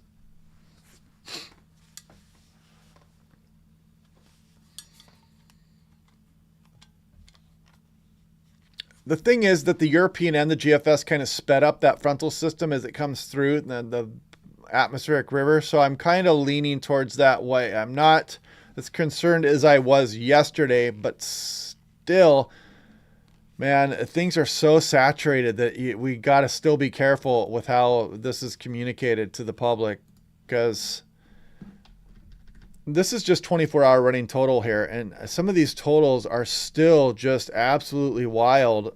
And this is not even a high resolution model here. I mean, actually, why are we looking at the 12? No, okay, let's do this. There we go. 18 Zulu. Is this really 24? That can't be right, is it? Are these really 24-hour total? Yeah, okay, I guess so. Okay, so I mean, Los Angeles just got a really potent rainstorm. You know, I mean, we got a really powerful frontal system already, and then you're going to drop 6 more inches on that in 24 hours. That's why it gives me cause for concern with this setup. Even if the atmospheric river is moving through nice and progressive and does not stall or over any given area, it's still going to be quite dramatic. But here's the thing, if everybody's listening to the forecasters and everybody stays home and everybody knows where they are and they know where the high ground is and their safe place and they evacuate early and whatnot, and if you keep your trees trimmed and you know where the dry riverbeds are and you know if there's higher terrain that you need to be aware of, it's not going to be that big of a deal. And then everybody goes, oh, the weather guy hyped this forecast too much. But that's the goal. That's just part of the job. You know, you're going to have somebody saying, oh, it wasn't as bad as you said it was going to be. If that's the case, then that means you were listening to the weatherman and you were paying attention.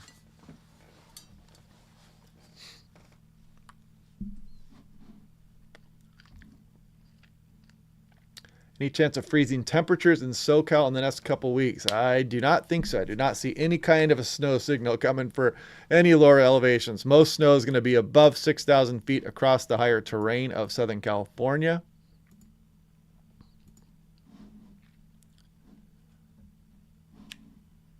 You're the best dispatcher in Alaska. Big fan. First Officer Hayden Marie, San Francisco. All right, I'll look for your name there, Hayden. I'll remember your name when you become captain, too. Then we'll get to talk on the phone and we'll get to do the daily briefings.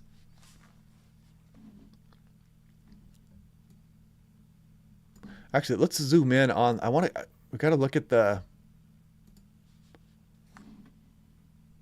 Husky. Thank you for the kind words. I have just found your channel and I have enjoyed your detailed forecasting. Okay, so we're going to go here towards, actually, you can just go to California, I think, and go to Southern. All right, look at that. We're piling up the snow pretty good across some of the higher terrain here, though. A couple feet. I mean, that's going to be above 6,000 feet, but that's something. I mean, that's definitely enough where you can drive your truck up to the back roads in the back country there and fill up the back of your truck and drive back down into Los Angeles. I remember when I had some friends down there, were going to high school, and my friend used to go to UCLA, and they used to talk about how people would drive up the mountains and fill up the truck with snow and bring it back to the parking lots.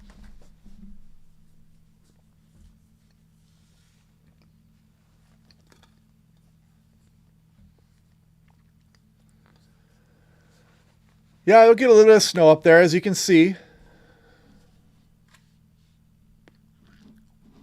You know, maybe if we let's look at what does the NAM 3KM say on this as well? You see the difference between the model resolution there. The North American model is higher resolution, so it kind of picks up the terrain features a little bit better there. So you can kind of see just exactly where that snow is going to fall a little bit better.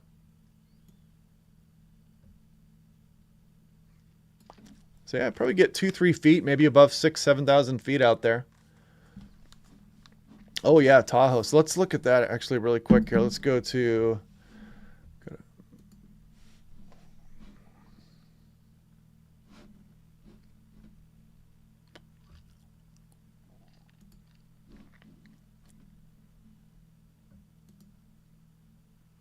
pretty good snowfall. I mean, this is 24-hour totals here, and you can see Lake Tahoe. By the time you get towards Monday morning, it's calling for 19 inches. And it's been pretty consistent as well. You can kind of see how it actually sped things up a bit. But the last run had 23, 26, 27. And this is at 6,200 feet here. So if the higher terrain around, get some bigger amounts, of course. And the lower you go, the less you're going to get, most likely.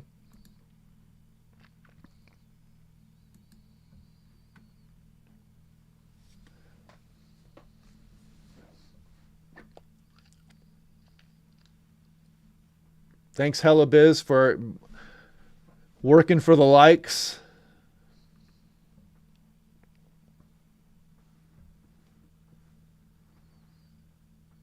I think I got SLO blacklisted over getting Niño his rightfully won weather station. Yeah, San Luis Obispo, you guys are going to get hammered. You guys have got a big storm coming in. Look at these winds up the coastline. I mean, my goodness. If we go Central California and zoom in a little bit here, there's the North American model. Can I get the, well, yeah, it does show it here, doesn't it? But it doesn't want to show me the 0Z. That's too bad. So let's kick that off of there. Yeah, I keep showing this, but it's important. Because the wind is kind of getting overlooked a little bit here with all the chatter about the huge atmospheric river. And these wind speeds are just downright ridiculous showing up here, especially across some of Sacramento and some of the Bay Area and the coastal regions, even all the way up the coastline there. And if we look at the North American model, you see the similarities there, and even some big winds across Northern California, Southern California, higher terrain as well.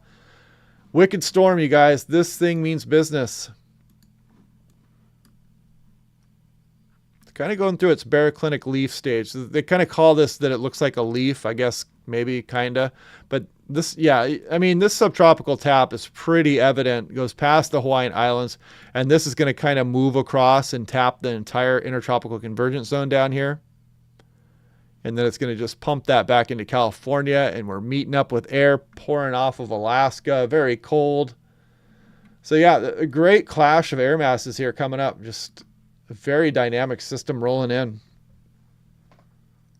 Had a pretty nice afternoon across some of the Pacific Northwest too. Some nice sunshine out there this evening. This low pressure has just kind of been sitting here and just kind of dead. But these two ingredients, this is like baking bread here. You're going to mix some ingredients together and you're going to get a reaction, pop it in the oven, and this thing is going to just wind up off the coastline here.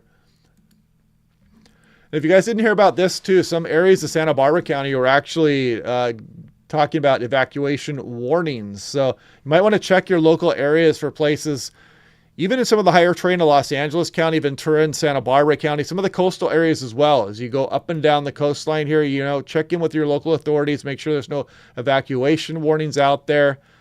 And, you know, if you're on the coastal areas, you kind of know the drill, how Highway 1 works. Sometimes it's the only way in or out of some of these communities out there. And of course, extremely prone to the landslide activity up and down the coastline as well. Yeah, so be aware of stuff like that.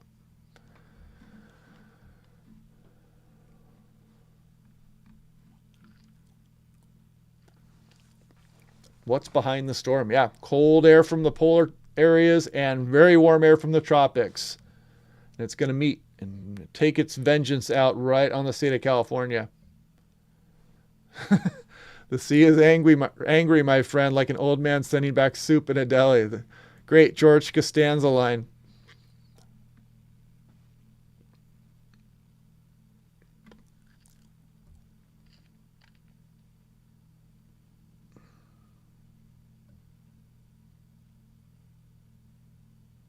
No, these are going to be southeast winds across the Sacramento Valley there. Where did I missed that? Where did that message go here? Sorry, trying to stretch a little bit.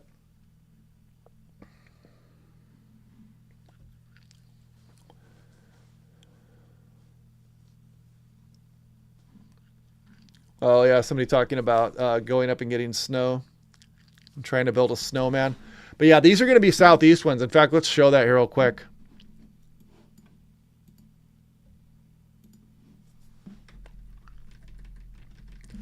So you'll be able to see the storm rolling in. Here's the powerful warm front. Look at these southerly and southeasterly winds rolling in ahead of it here, developing low pressure center there. And look at these winds just get absolutely rowdy here off the coast. And look at these come up. These are sustained wind speeds here in knots. So I believe, I thought I had it up here earlier, but 41 knots, you're talking about, I think 47 miles per hour. So these are sustained wind speeds here, up over 50 miles per hour. And you can see the direction out of the southeast here and trying to move up some of the valley areas, almost all the way up to Redding here. And the coast is really going to get hammered as well. So yeah, very strong winds, south and southeasterly component across the higher terrain, up the valley areas, all the way across Sacramento.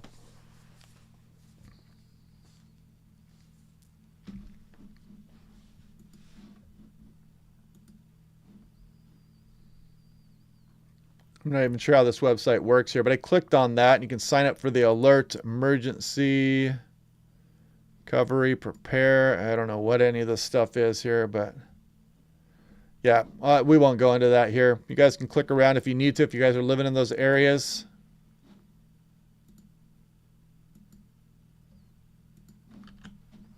Big waves too, potentially here. Let's see what this looks like on the most recent European as of this morning.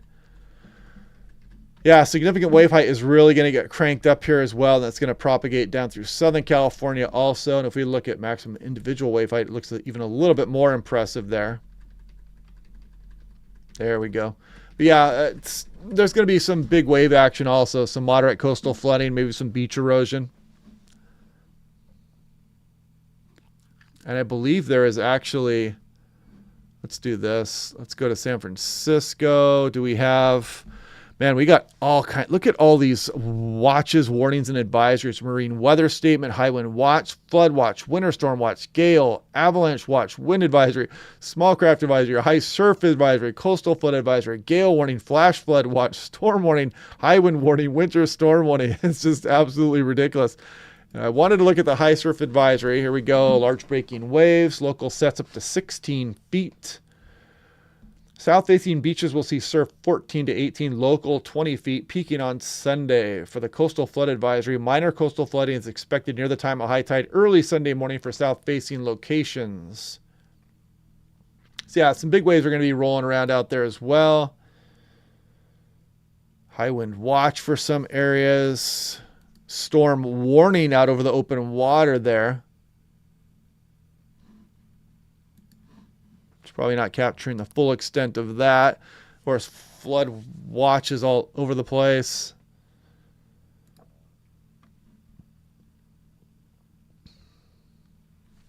I kind of like these plain wording special weather statements also, where they just kind of say, hey, large breaking waves possible. Or they talk about very high seas, strong winds, thunderstorms, potential water spouts. I mean, we got everything here, folks. Look at that. That's like a weather watcher's dream. Water spouts, big waves, strong winds, thunderstorms. Got the hiccups again. Gale to storm force winds, high and steep seas. Potential water spouts Sunday through Monday. Mariners navigating across California coastal waters should start making plans to seek safe harbor during this period. Not a good day to be out on the water, no doubt. If we go down the coastline here, let's see what's going on. Los Angeles, you got that high surf advisory up and down the coastline as well. Coastal flood advisory, flash flood watch, wind advisories, high wind warnings. We got it all. Oh, here we go. Check it out. So this is new from San Diego. This was actually issued today. I didn't see this one earlier, though. This is about 1:45 p.m. Look at some of those totals there up across Los Angeles. 4 to 5 inches for Anaheim. Disneyland is going to be underwater. Maybe not. Probably exaggerating a little bit there. But as you can see, across the higher terrain, you can see the purple. That's 10 plus inches, folks. I mean, that's the real deal. Torrents of rain are going to be coming off of this higher terrain. This is just going to be ridiculous. Yeah, so San Bernardino, watch out. Anything downstream of that higher terrain, it's just going to be absolutely wild. Some of the snowfall. Right now, what do they call Big Bear Lake? 4 to 6? Okay. Higher on some of the higher peaks. And this is talking about the chance of 2.5 inches or more Sunday through Tuesday.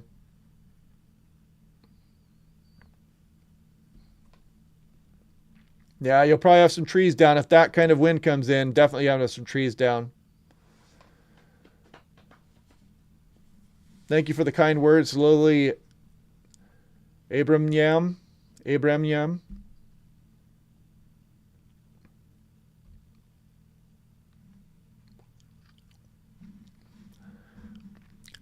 I give credit of my training because I have been able to talk to pilots for so long, and pilots are, they're super smart people most of the time, but you got to break it down in layman's terms, and you got to be able to just have a conversation about them with what's coming. And I've been doing that for years, and I think it's really helped me kind of develop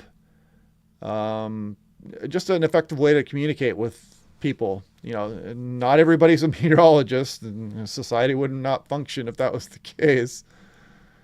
So it's like you need people to be able to kind of break things down and explain it to the general public or the layperson, and just kind of have the communication and the back and forth going based on, what is upcoming.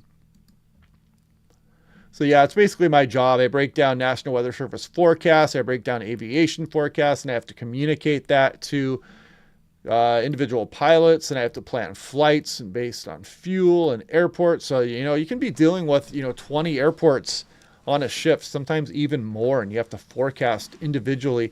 Well, you don't have to forecast for each individual one, but you do have to kind of check the veracity of a lot of the forecasts here. And you're using the high resolution models, and you're trying to see, the timing of thunderstorms and turbulence and strong winds, and you're always trying to fight the headwinds when you're coming back from the East Coast and stuff like that. So yeah, it's a fun job, but it's helped me a lot with my communication skills, I think.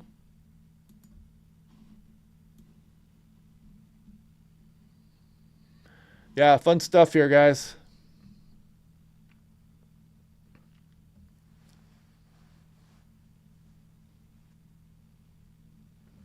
John Didier, thank you for the generosity. Thanks for the red flag. Yeah, pilots do have to have a lot of training also. Definitely.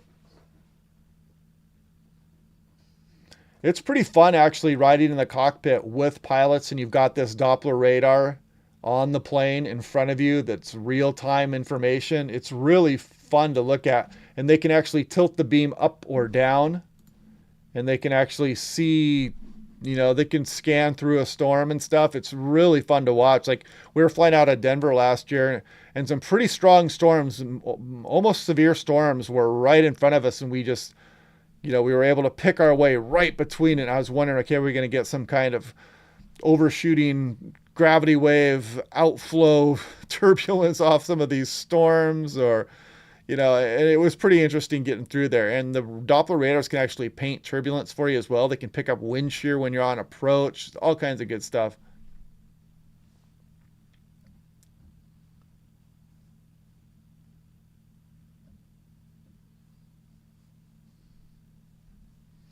Yeah, you're not a forecaster unless you bust a forecast sometimes, that's for sure. Commercial planes do collect atmospheric data, yes indeed, and you can see them coming up and down when they're coming out of Los Angeles, and you can check out their readings, and you can see the temperature drop as they rise up and out, and they'll send you a wind speed. And there's even G-force sensors on the planes now, and they can tell you exactly how much shaking the plane got, and it'll actually give you a turbulence report just strictly based on the shaking the plane went through, experienced. So there's pilot reports. The pilot will say, hey, we got severe turbulence, but there's also things like G-force sensors on the planes that'll tell you what kind of shaking the plane experienced. It's really interesting stuff, and we get to watch it real time at work. So it can be kind of entertaining just doing that in its own right. And plus we have access to like real time lightning data as well, and try to keep the planes out of that. So it's a pretty fun job. It's pretty fun to watch that stuff. TJ, thank you very much. Alaska Airlines is lucky to have you. Thank you for the kind words. Bakersfield, some rain, some wind out there. That's for sure. Here. So, I mean, you could be gusting up towards 50 miles per hour with this storm here at times. That's probably going to be your peak gust or so. Let's bounce back out here and go to... And probably some, I mean, you might get, it looks like Bakersfield, what is that, an inch and a quarter there? You're obviously not going to get as much as what's coming for like Southern California, some of the coastal areas, or the Sierra Nevada, which is pretty typical there as well. But I'd definitely be careful if you're driving out to Tehachapi or across the Grapevine out there or Sierra Nevada. You might want to put off your travel till Tuesday or Wednesday.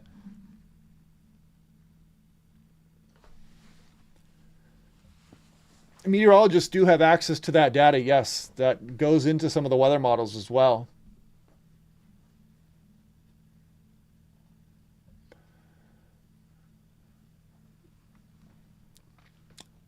Yeah, there's going to be a period of some pretty strong wind shear coming in and out of some of those airports in Southern California Sunday or Monday. And, you know, once you do some air traffic control or you deal with Southern California, it can get really crazy when the weather gets bad down there. I mean, you get the big wind shifts and the heavy rain and thunderstorm activity. And there's so much traffic at times coming in and out of the area down there that it can just, you can have some huge delays. It can be really problematic.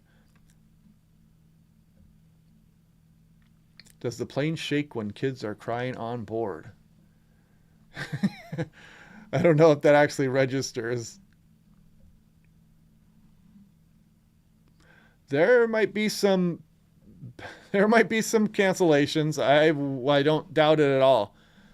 Because with wind speeds like that coming across the Bay Area, especially Sacramento and Los Angeles getting gusty winds and a lot of rainfall, and sometimes there's other circumstances that lead to plane cancellations. Like if a crew's stuck at a hotel and the road's washed out and the crew can't get to the airport, guess what? Your flight's getting canceled. So there's always stuff like that to worry about also. But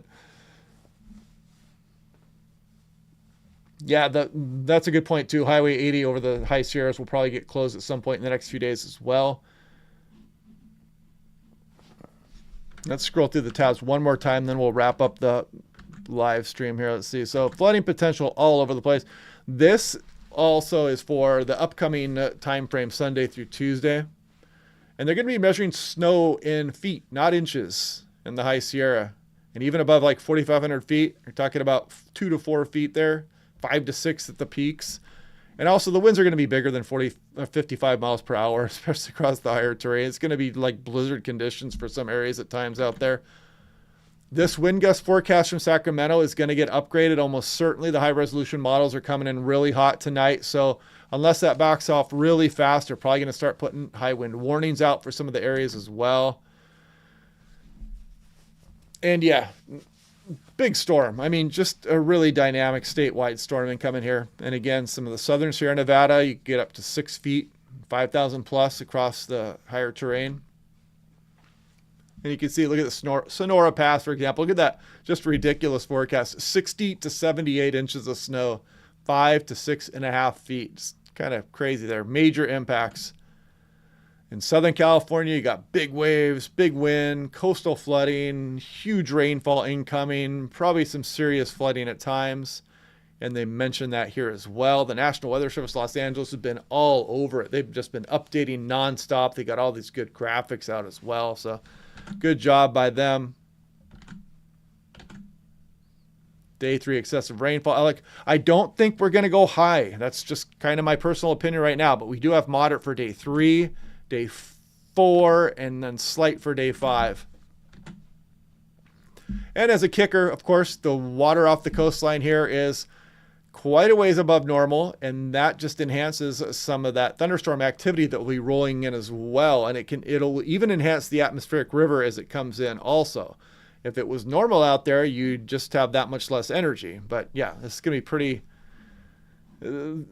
we've had some pretty good thunderstorm activity here over the last few months, overperforming, and it's almost certainly because of the warm water off the coast. This is the North American model here. Let me update that, make sure that's all in there. But as we bring that next storm system in here, you can see some of this instability. As we go through Sunday, you're going to have some of that water spout potential and thunderstorm potential as well. Monday, you can see that colder air rolling in there also, probably going to propagate down across Southern California as we go on in through Tuesday. So there's going to be a thunderstorm threat also. Here's the national blend of models. You can just see some of these ridiculous amounts showing up, especially across the transverse ranges. A lot of this will be snow for the Sierra Nevada, so that's good. We're not looking at huge flooding issues there, but the coastal regions will be under the gun also.